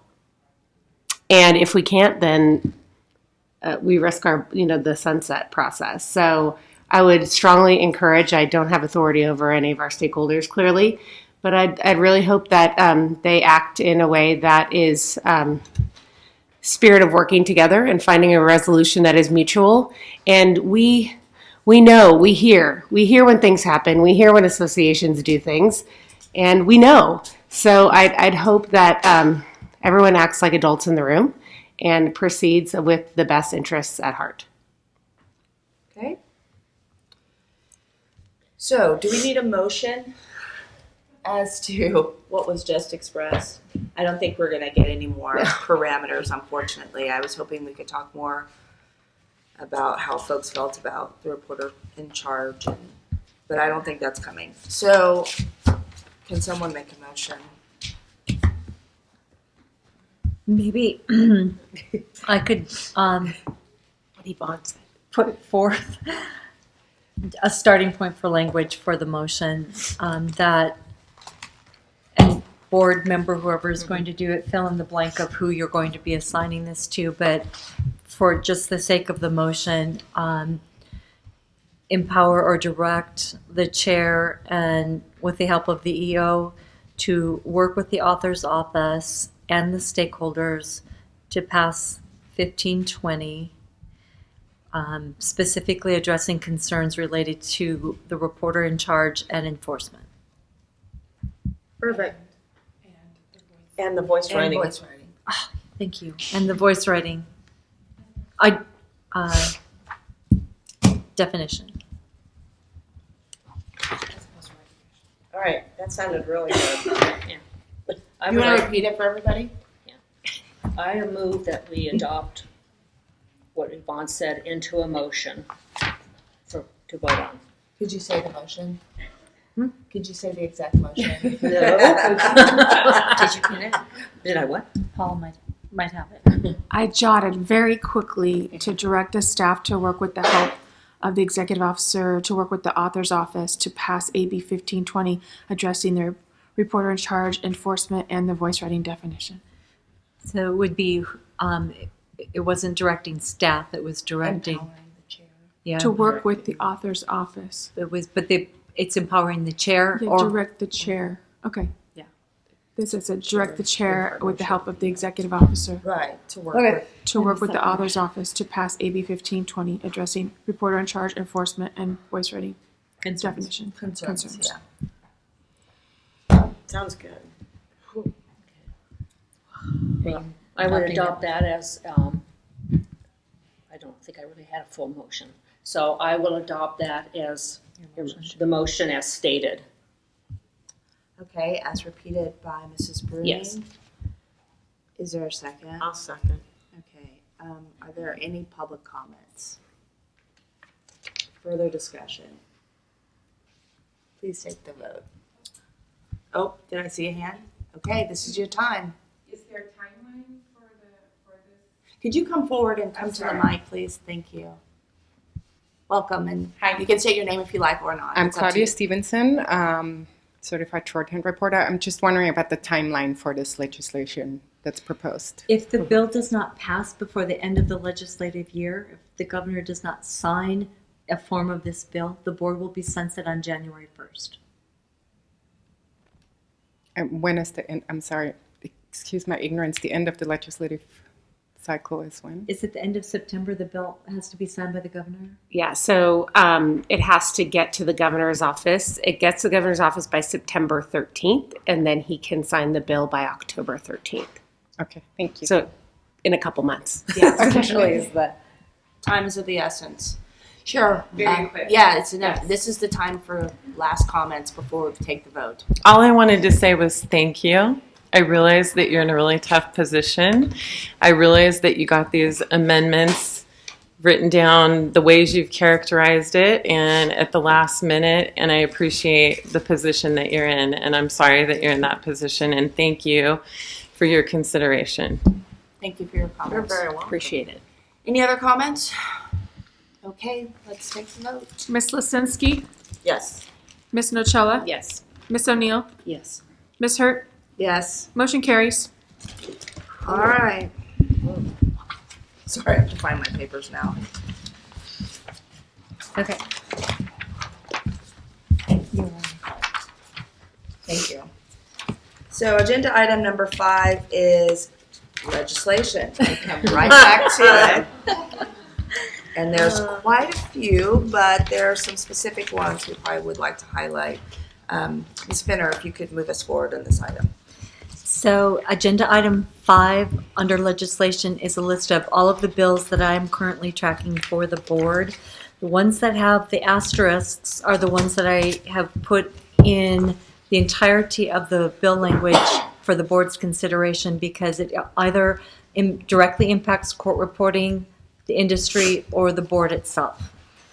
So the first one that's really marked for special attention is on page 39, AB 253 Stone, regarding setting up the pilot project of remote reporting, court reporting in Santa Clara County.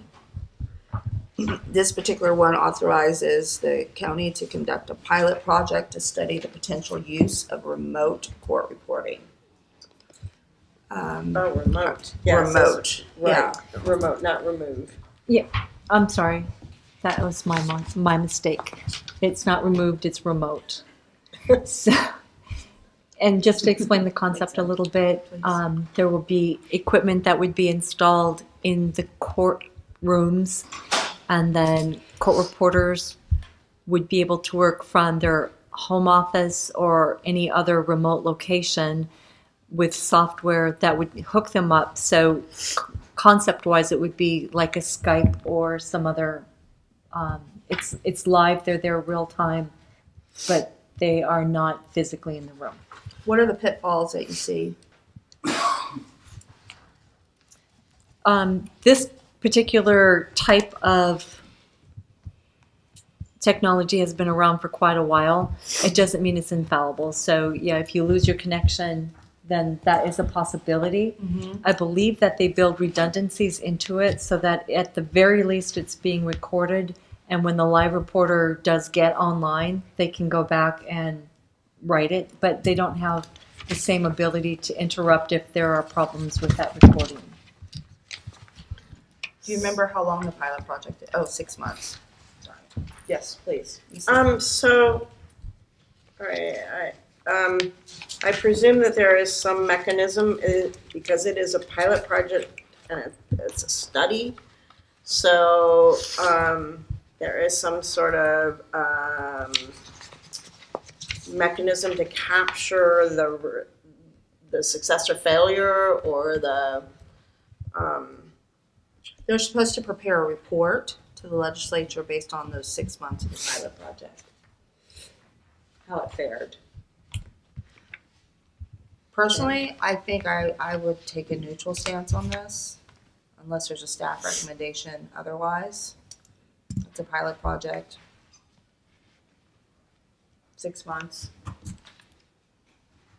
Any thoughts? I mean, I've read this before, but then I was looking at it again thinking, what? Because I first came into when I first saw the little synopsis, I'm thinking remote reporting.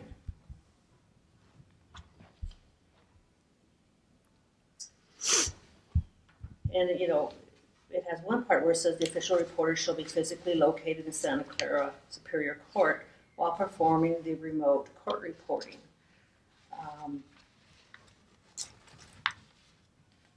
Versus what I had originally thought, because I think this was what remote reporting seems to be, how it seems to be evolving, is that, you know, CSR in California and San Diego could link in, or however they do it, and report something in Santa Clara.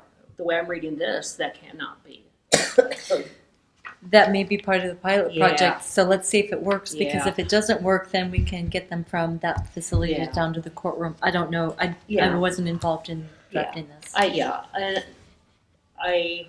That's why I say it's neutral. Yeah, Let's see what happens. I don't think this is something that we need to take a position on. Yeah. Yeah, it's of interest and definitely should be watched, just from a reporting standpoint of, yeah, you know, well, I just remember the pilot project in the early 90s, so I come from that perspective. But other than that, well, you know, I think right now, just wait and see what happens. Okay. Other board members' thoughts? It'll be interesting to see what happens with it. Yeah, I agree with the watch position. I don't think it's germane to protecting the consumer as a Okay. board mandate. So in balance, watch and see. Let's move on to AB 424. This one is sponsored by the Deposition Reporters Association, and in a summary, it would require a certified court reporter's signature on any transcription of audio or video that is headed to court. Okay, is there anybody here from DRA that'd like to speak to this bill? I'm not prepared Oh, you don't have to if you to if you do don't that. want to. I thought it was pulled. Oh. It was pulled from the committee's hearing. It's still a live bill. I don't know what in the legislative process if he can bring it back on or if he's missed a deadline. Okay, then I don't know either. I thought it was pulled and I'm not prepared. Okay, All right. thank you. Okay, well then, took care of that. So we'll just wait and see and not have a, okay, no statements on that. AB 1385, Santiago is increasing the rates for transcripts that are produced in court. Those rates have been in place for 30 years, I'm guessing. Oh. They have not increased at all. In the past, the board has taken a support position, not on this bill, on this concept. Last time of the increase was 30 years ago. I'm sorry, what did you just say? The last time that there was an increase was 30 years ago. Yeah, You repeated what you said. Okay. it was in 1991 that we had an increase. Okay. Board thoughts? Support, neutral? Or Okay. strongly discouraged? No. I do think that we need to support this. Okay. I mean, seriously, even I on retirement income, every once in a while, I do get a cost of living increase. It's terrible that they haven't had an increase. And I know that from a consumer's point of view, that means they're going to have to spend more, but I think they will get their money's worth. I think it's worth it to have pay people for quality work. Okay. Any thoughts? Any additional thoughts?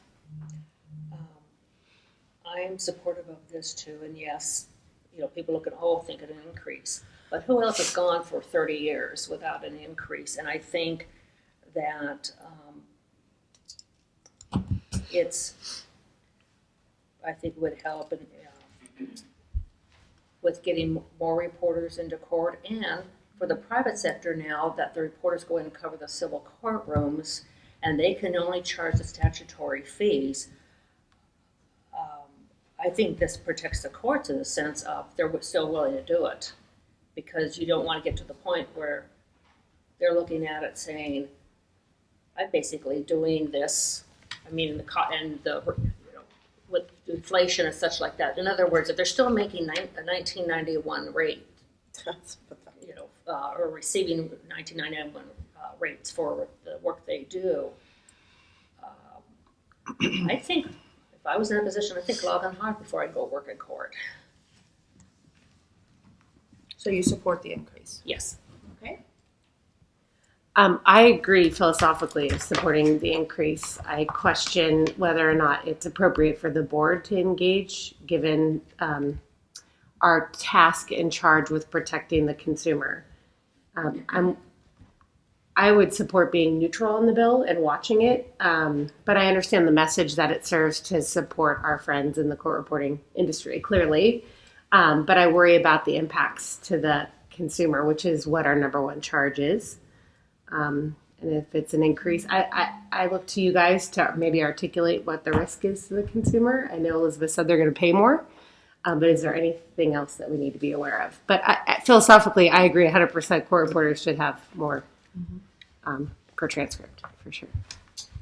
Ms. Fenno, do you have any thoughts on the consumer aspect of this? Oh, I agree. It's the consumers. I'm thinking of the people that go for the transcript reimbursement fund. They will not be happy, with the raise.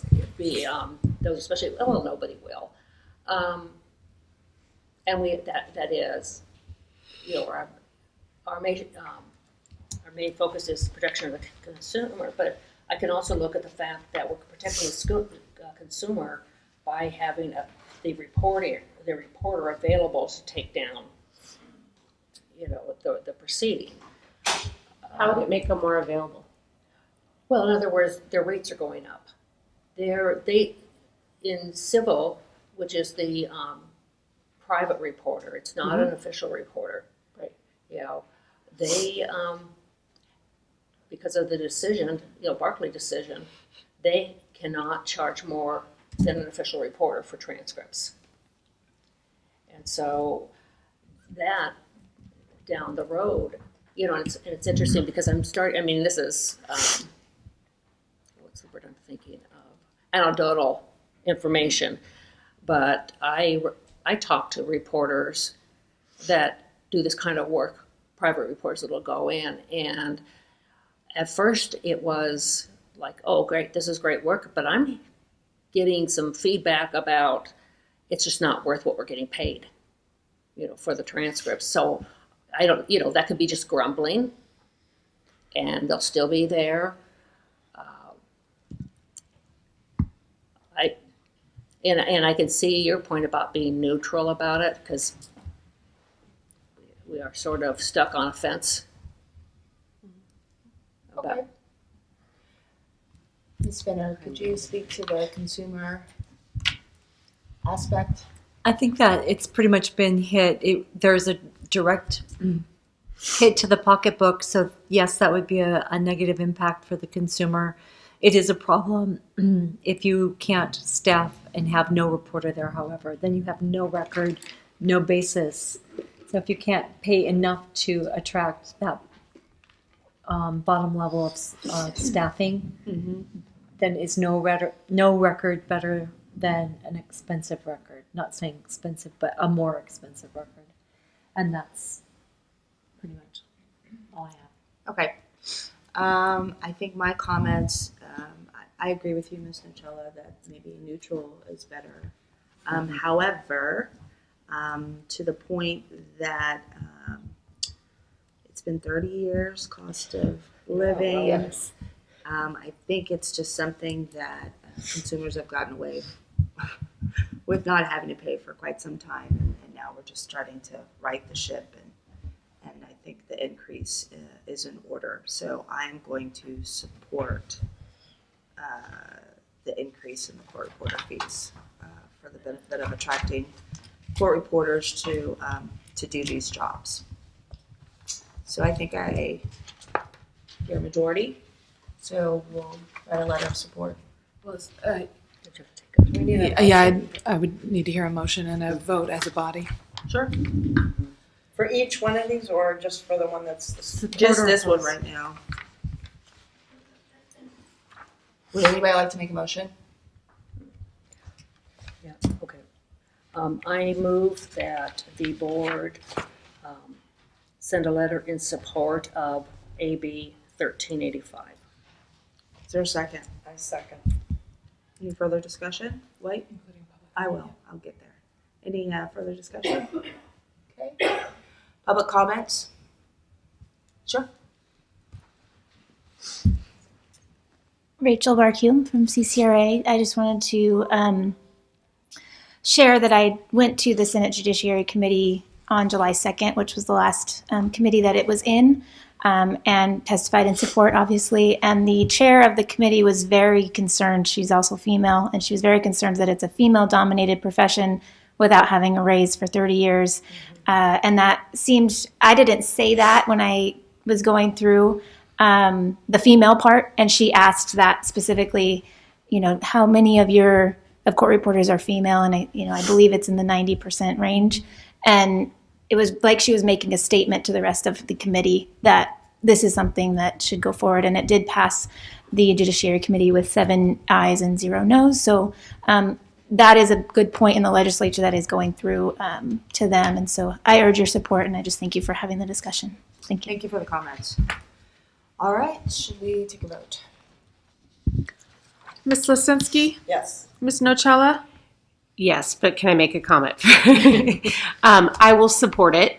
I think it's better when we do a support letter that we say there was unanimous support on the board.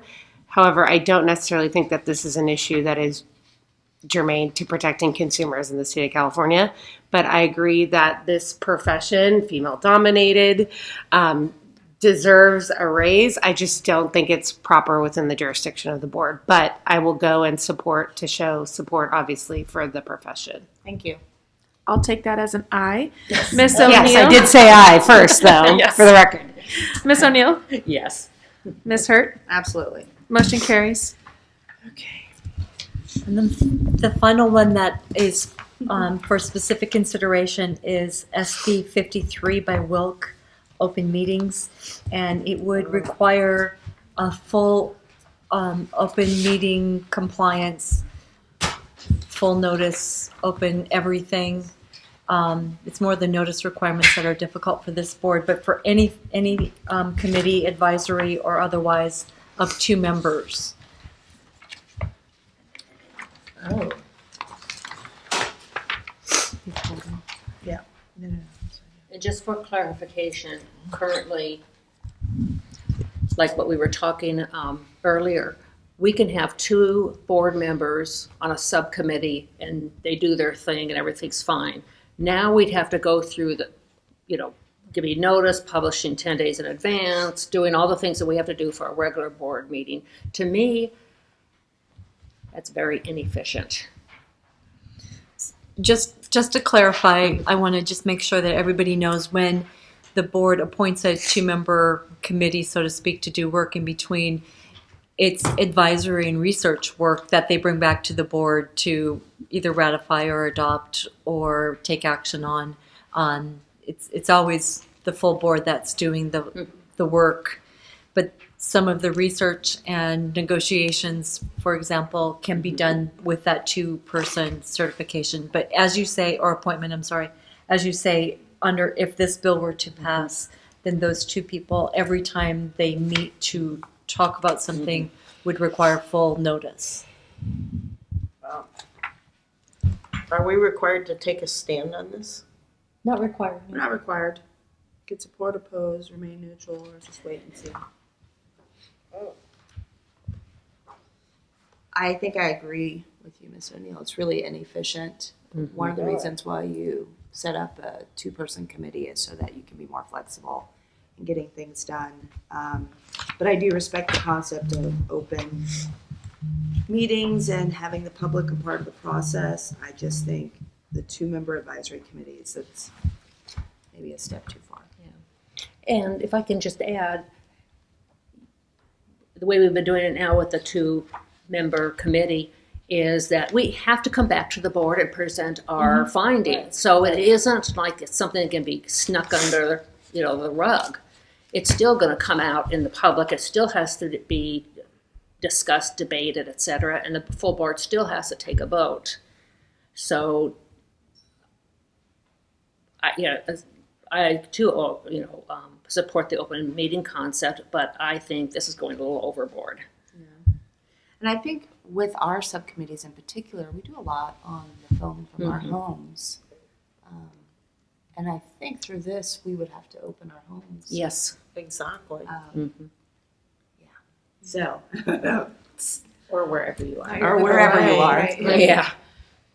I do agree with the open meeting concept, and I appreciate the spirit of what they're trying to accomplish. But I think for a board like ours with a very small budget, if you think about what that does when you have to notice every type of these meetings, if there's notification requirements, maybe there's travel requirements, I don't think our budget could support this type of process. So I think it does directly affect our board, and I would move to oppose it. Motion? There's a motion. Is there a second? Second. Okay. Any further discussion? I'll open it up to public comments. Any thoughts? No? Okay. Could you please call the vote? Ms. Lisinski? Yes. Ms. Nocella? Yes. Ms. O'Neill? Yes. Ms. Hurt? Yes. Motion carries. Okay. So I think those were all the starred ones. I just want to make sure that if folks would like to talk about any of the other ones, this is your opportunity to do so. And I don't see that being the case, so I will move on then to agenda item number 6, which is the regulation of AB 2138 implementation. The full background is there, just in a nutshell. We have until July of 2020 to pass regulations that make clear the law that went into place from AB 2138 last legislative session. So the language before you, starting on page 52, is what we would propose to start a rulemaking package with. Are there any questions from the board with regards to the subject or implementation? If so, I would entertain a motion on what's recommended in your board packet. I second. I do too. Can somebody read it? I will. Oh. It's right here. Staff recommends the board move, never mind. Okay, I move that we approve the proposed or modified text for a 45-day comment period and delegate to the executive officer the authority to adopt the proposed regulatory changes as modified if there are no adverse comments received during the public comment period, and also delegate to the executive officer the authority to make any technical or non-substantive changes that may be required in completing the rulemaking file. Okay. That's a lot. There's a lot to do.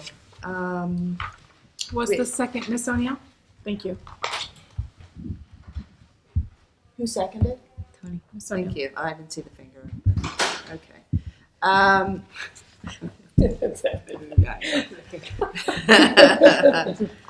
All right. Any further discussion before I turn it to the public comments? No. Okay. Let's call the vote. Ms. Lisinski? Yes. Ms. Nocella? Yes. Ms. O'Neill? Yes. Ms. Hurt? Yes. Motion carries. Thank you. Agenda item 7, this is our strategic plan. On February the 4th, board meeting, we put together the 2019-2023 strategic plan.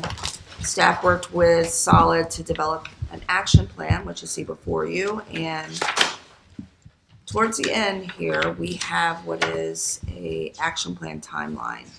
And I think our executive officer would like to hear from us if the target dates that are presented, if any of the board members would like to alter or change those dates.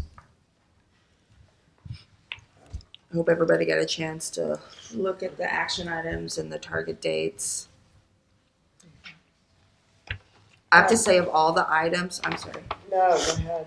Of all the items, the implementation of the business modernization to allow online renewals and applications. I know you're going as fast as you can on that, but it's so sad to see 2023 as the date. So I would just urge, I know there are other players in this that prevent things happening quicker, but I would really like our focus on modernizing. There's definitely no reason why we should not be able to use a credit card. Really? Seriously. Yeah. Okay. So Yeah, I've heard. you heard. Direction taken. Thank you. Speed that one up. I got it right here. Okay. Any other thoughts from the board? No, I'm in full agreement with what you just said. Okay. One other question I do have, and maybe our attorney can help us with this. When it is about a strategic awareness campaign and the use of social media, are you aware of whether boards can independently set up a Twitter or a Facebook page under DCA? We do it through DCA, so they have a communications department, or there's what's the public? Yeah, public relations office. Public affairs. Office of IA. Public Affairs. Thank you. Okay. They would run it for us. They will help us set it up. We can give them the content, or we can run it ourselves. Okay, so we would be able to have, like, let's say, a Twitter. Yes. But we just have to work through them to set it up, and then we ourselves can post as we. We can post. We have a very small staff, so we can also have them do it for us as part of the pro rata, but we would provide content, obviously. Okay. I see it as a great way to dismiss some of the myths out there on different topics that sometimes I get forwarded in texts and emails. Did you hear what's happening? And it's kind of caught wildfire. And maybe social media is a way for us to stop some of those misunderstandings early on. So I look forward to a strategic awareness campaign on our role and the things that are happening quick. Any thoughts on the? No, it's a robust action plan. Yeah. All right. Then I will. Do we need to take action? I think in any way? we have. It's on. That's why. It just says to give feedback, which we've done. Right. Okay. The plan's already created. It's before us. So can we move on then to? I will quickly mention that Oh, the please. website has launched, the new website. Oh, good. And so that will be obviously incorporated in that, but just bringing it to the attention of everyone. Take a look. I think board members have seen it. Yes, I was very impressed. It was much, much cleaner, very easy to navigate. It was like when I clicked on to see it and it came up, it was like, oh my God, where have you been? It was so much better. Any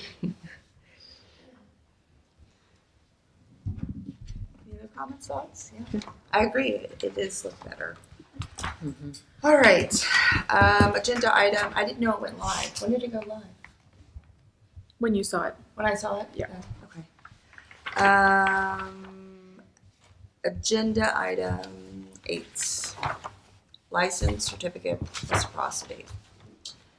This is a big one. Could you, Ms. Finna, start off the discussion? Yeah, so I think I tried to lay out as cleanly as possible in here the differences between the national certification and the Court Reporters Board certification.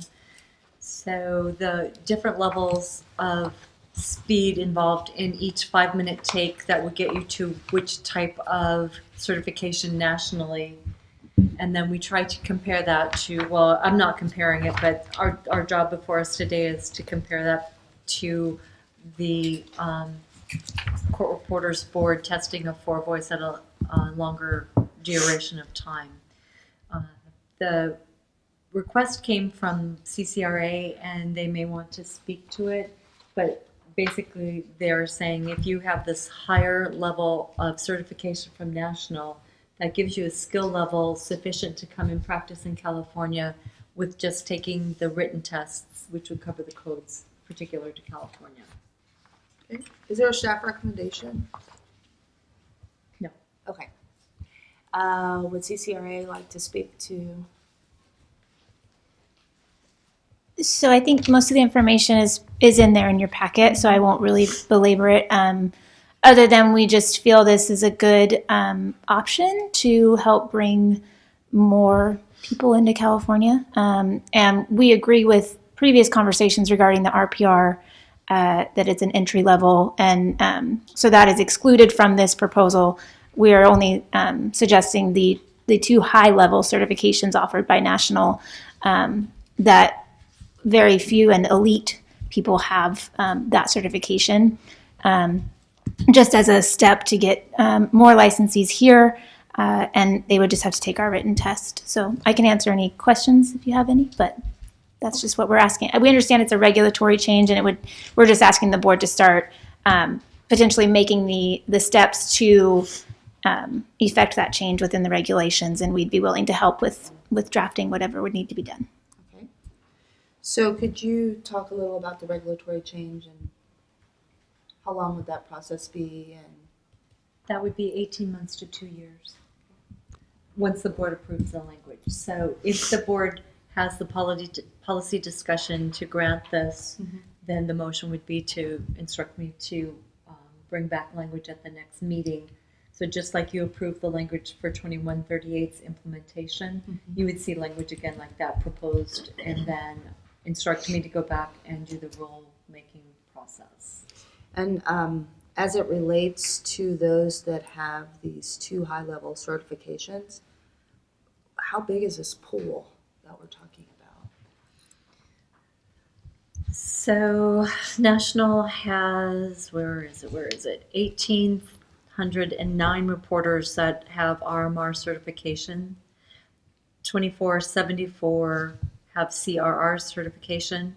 Of those, 168 reside in California on the merit reporters, and 287 of the CRRs live in California already. Okay. Are we the only state that does for voice? That does what? Sorry. For voice? Oh, yes. All the other states that have had for voice testing for license have switched to the RPR format or just the straight RPR, which is the entry level test.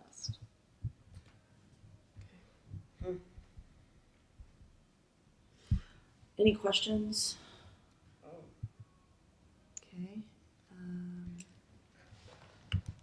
Questions or comments? Thoughts? Yeah. First I go with the questions, and Okay. then I'll run to the comments. So if you're ready for a comment, seeing that there are no questions, please. Oh, do you want to hear from the public now? Sure, we can. Are there any public comments beyond what we heard from CCRA? Sure.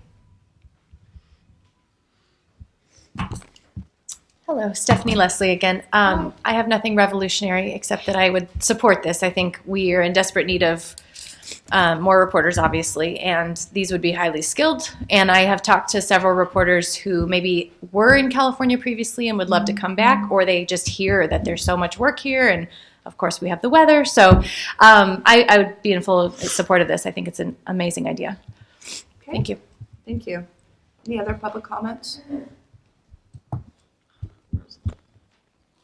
Welcome, Ms. Crom. Thank you. My name is Rosalie Crom. You know me. I'm just thinking that anyone who can pass the RMR and the CRR would be able to do for voice. Would Because be able to do what? to write for voice and would be able to pass a California test. These people are the best of the best when it comes to court reporting. Okay. So, well, but I have a question. So, are you supportive of the of changing our thing? I'm not or- talking about changing hours. I think the discussion The right now is the reciprocity for RMRs Okay. and CRRs. And I'm just saying that those people had the capacity to do four voice, two voice, any type of voice. They're talented court reporters that have put hours and hours into becoming certified with those certifications. Thank you. Okay. Sure, please, come forward. Hi, this is Holly Moose again. I am not speaking on behalf of DRA, but on behalf of myself. And I echo Rosalie's sentiment. Even the most entry-level test, the RPR, has a leg that is 225, I believe, which is higher than our CSR test. It's not for voice, I know, but and the RMR has a leg that's 260. I think anyone who can pass that could pass our state test. And particularly the CRRs.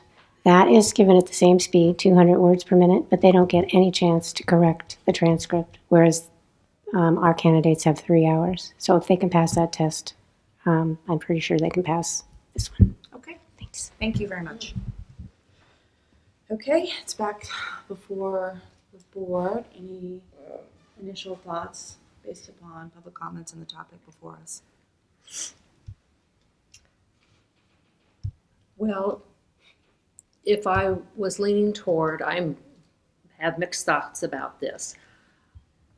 I don't think the CRR should be reciprocal.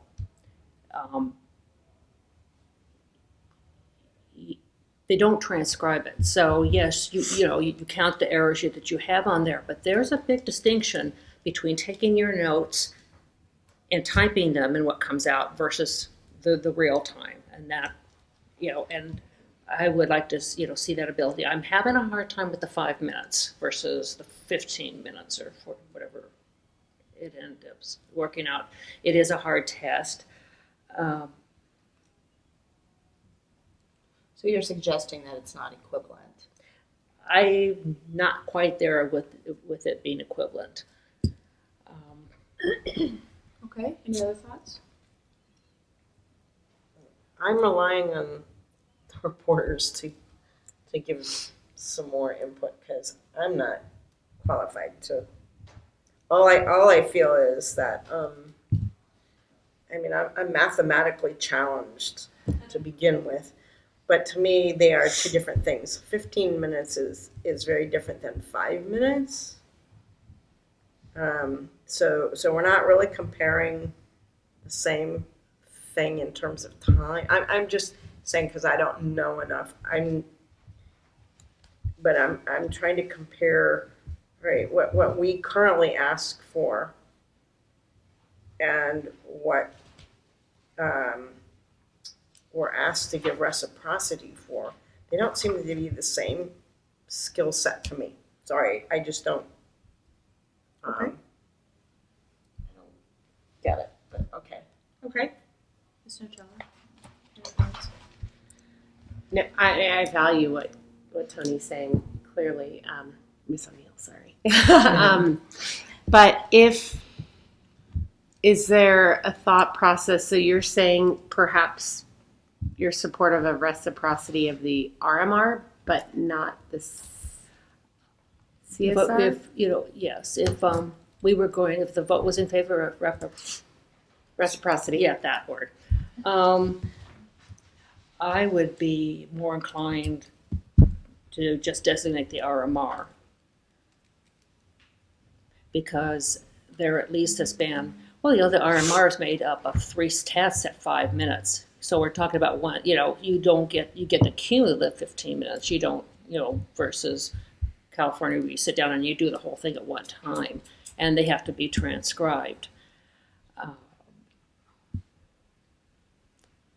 Yeah.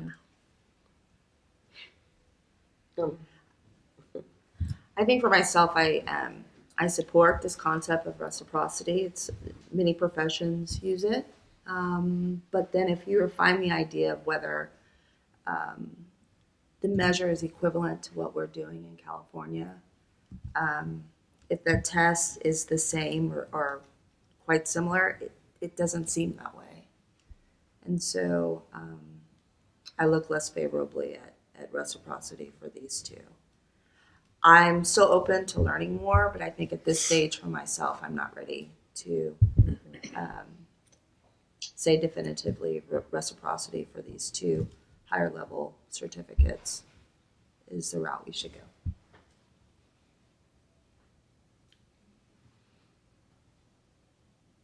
Any other thoughts? So I'm not really hearing anyone strongly say reciprocity.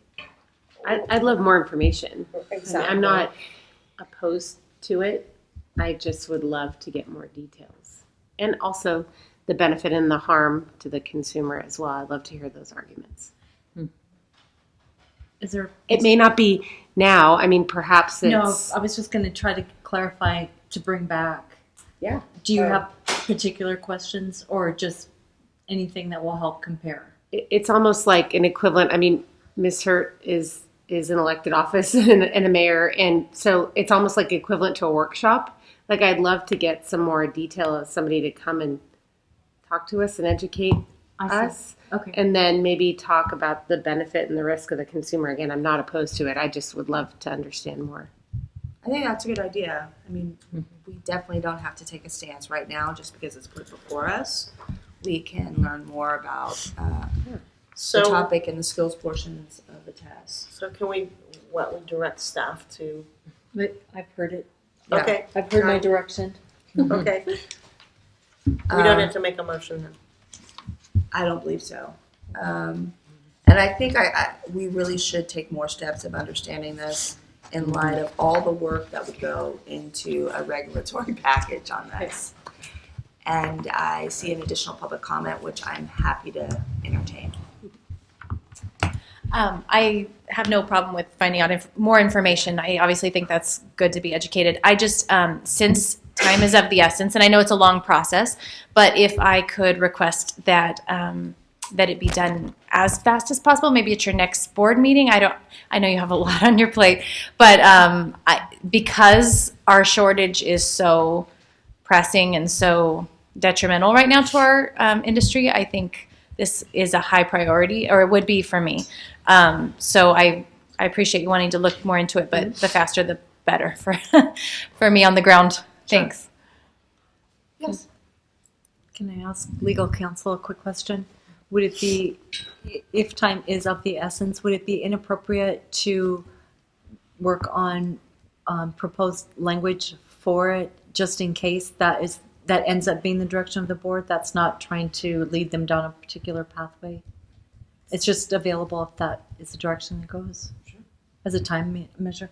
Okay, then I would say to the board that I can work on that language, just in case. You don't have to use it. You don't have to go that way. But if that is the board's pleasure, it doesn't involve another meeting, and that would That's say wonderful. probably 6 months. Thank you. I really appreciate that. Thank you. Thank you. Is the board supportive? You have another comment. Oh, sure, come forward. And I'll just say as you walk up, is the board supportive of our EO spending time to do that? Oh, you bet. Because that really is the key. If we don't want to get over our skis, so to speak. Yeah, I'm supportive. Well, and that's where you might need a motion. You're right. Yeah. So, in other words, you're starting to express two different things now. The idea of, hey, gather more information. We can discuss this topic again at the next meeting, or gather more information and produce potential reg language that we can pursue. Those, in terms of time management, might be key distinctions that you should express as a board. yeah. I'm kind of careful. We have a very small board to spend a lot of time when we still have some research to do on the rulemaking aspect. So, sure, another public comment. My name's Heather Lynn Gonzalez. I'm a working certified shorthand reporter. I think some of the confusion may be whether speaking specifically of the RMR, specifically of the RMR, whether that is exactly equivalent to the test that we have. No, because it's two people speaking at 3 different speeds, 5 minutes, 3 different tests, versus one test that is 4 people speaking at a speed for 10 minutes. So there's no direct equivalency. However, the skills that are involved to be able to pass the RMR are such that there is no question in any reporter's mind that I would be aware of that if you can pass the RMR, that you wouldn't be able to pass the entry level test of and obviously this would all be explained in more information, but the testing itself, there is no direct equivalency, but there's also no direct equivalency in any other state in the union for the test that we have.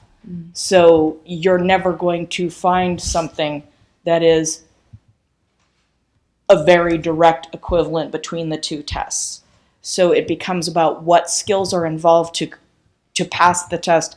What are the tools that we as reporters use to be able to pass tests that make reporters see, if you can pass this, yes, you would be able to pass this. So I think it may be an understanding of how the process works to create the finished product more than it is, this is 4 voices, this is 2 voices, therefore they're not equal. Okay, yeah. Thank you for your comments. So then, at minimum, we'd like to hear more, we'd like to see more about this topic. The executive officer has suggested that she could start the language that would be important for the rulemaking. Do folks think that she should use her time in that manner? I actually think she should wait a little bit for our next meeting. When would our next meeting be? November. November? Yes. Can I hear your thoughts about why we should wait? Just due to staff time? Yes. They have a lot on their plate. I get that. I just want to make it clear. Yes, they have a lot on their plate, and this is an additional thing that obviously they will take on what we pass on to them to do. But if we're still trying to gain more information and understanding, do we want them to start a rulemaking package right now?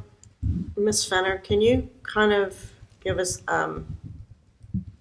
some idea of the amount of time that is required to put together a packet, a rulemaking packet?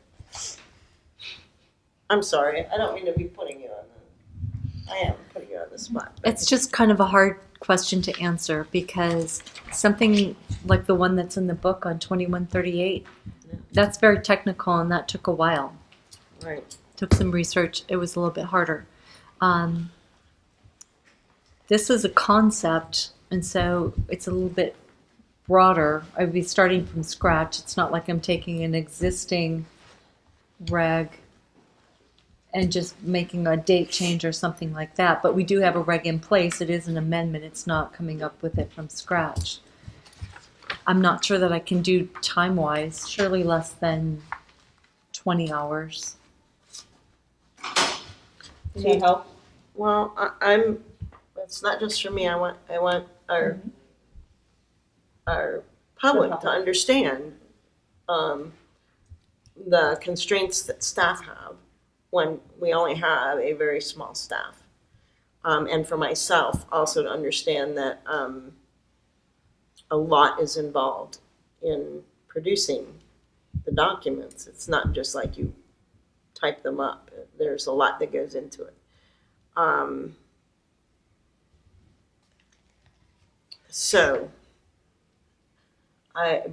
like to see this at the next meeting. To see which part at the next meeting? More information as it relates to this topic so we can make a decision and then direct staff to move forward. That's just one opinion. I'm happy to hear other board members' opinions. I agree. Okay. So we'll direct. Is that a motion? I'm clear that you need the information. Okay. I've got it. And then in all your copious free time, if you want to start. Optional. Optional. You want to start. Okay. Okay. This takes us to any other public comments before I move on? Okay. Agenda item number 9, election of officers. The election of board officers shall occur on an annual basis at the first regular meeting of the board. after June the 1st of each year. That is this time. Well, Ms. Hurt, do you want to continue? I can do that. Would you want to? Sure. In that case, I would like to nominate Ms. Hurt Second. as chair. Sorry, I guess I Yes, should as have chair. finished that. I second that motion. Nominate me for the whirl. Well, possibly. Okay, so we have a second. Are there any public comments? Okay. Oh, I saw a thumbs up. That's good. Can we take a vote? Ms. Lisinski? Yes. Ms. Nocella? Yes. Ms. O'Neill? Yes. Ms. Hurt? Yes. Motion carries. Okay, thank you all. And now for the vice chair. Currently is. And Are Ms. you ready? O'Neill, are you willing to? Oh, yes. Okay. Yes, I am. Excellent. Vice Chair. Someone like to nominate Ms. O'Neill? I move to reappoint Ms. O'Neill as vice chair. Thank you. Second? Second. Any public comments, further discussion? Let's take the vote. Ms. Lisinski? Yes. Ms. Nocella? Yes. Ms. O'Neill? Yes. Ms. Hurt? Yes. Motion carries. Okay, onwards and upwards, right? We're almost upwards. Almost. Agenda item 10, future meeting dates. As soon as we have things we need you to vote on and we call you together, I would expect that would be later in the fall, early winter, like November-ish. Okay, great. Thank you very much. Now, agenda item 11, public comment for items not on the agenda. The board may not discuss or take any action on any items raised during the public comment section, but we will listen very attentively. Take great notes. Yes, please.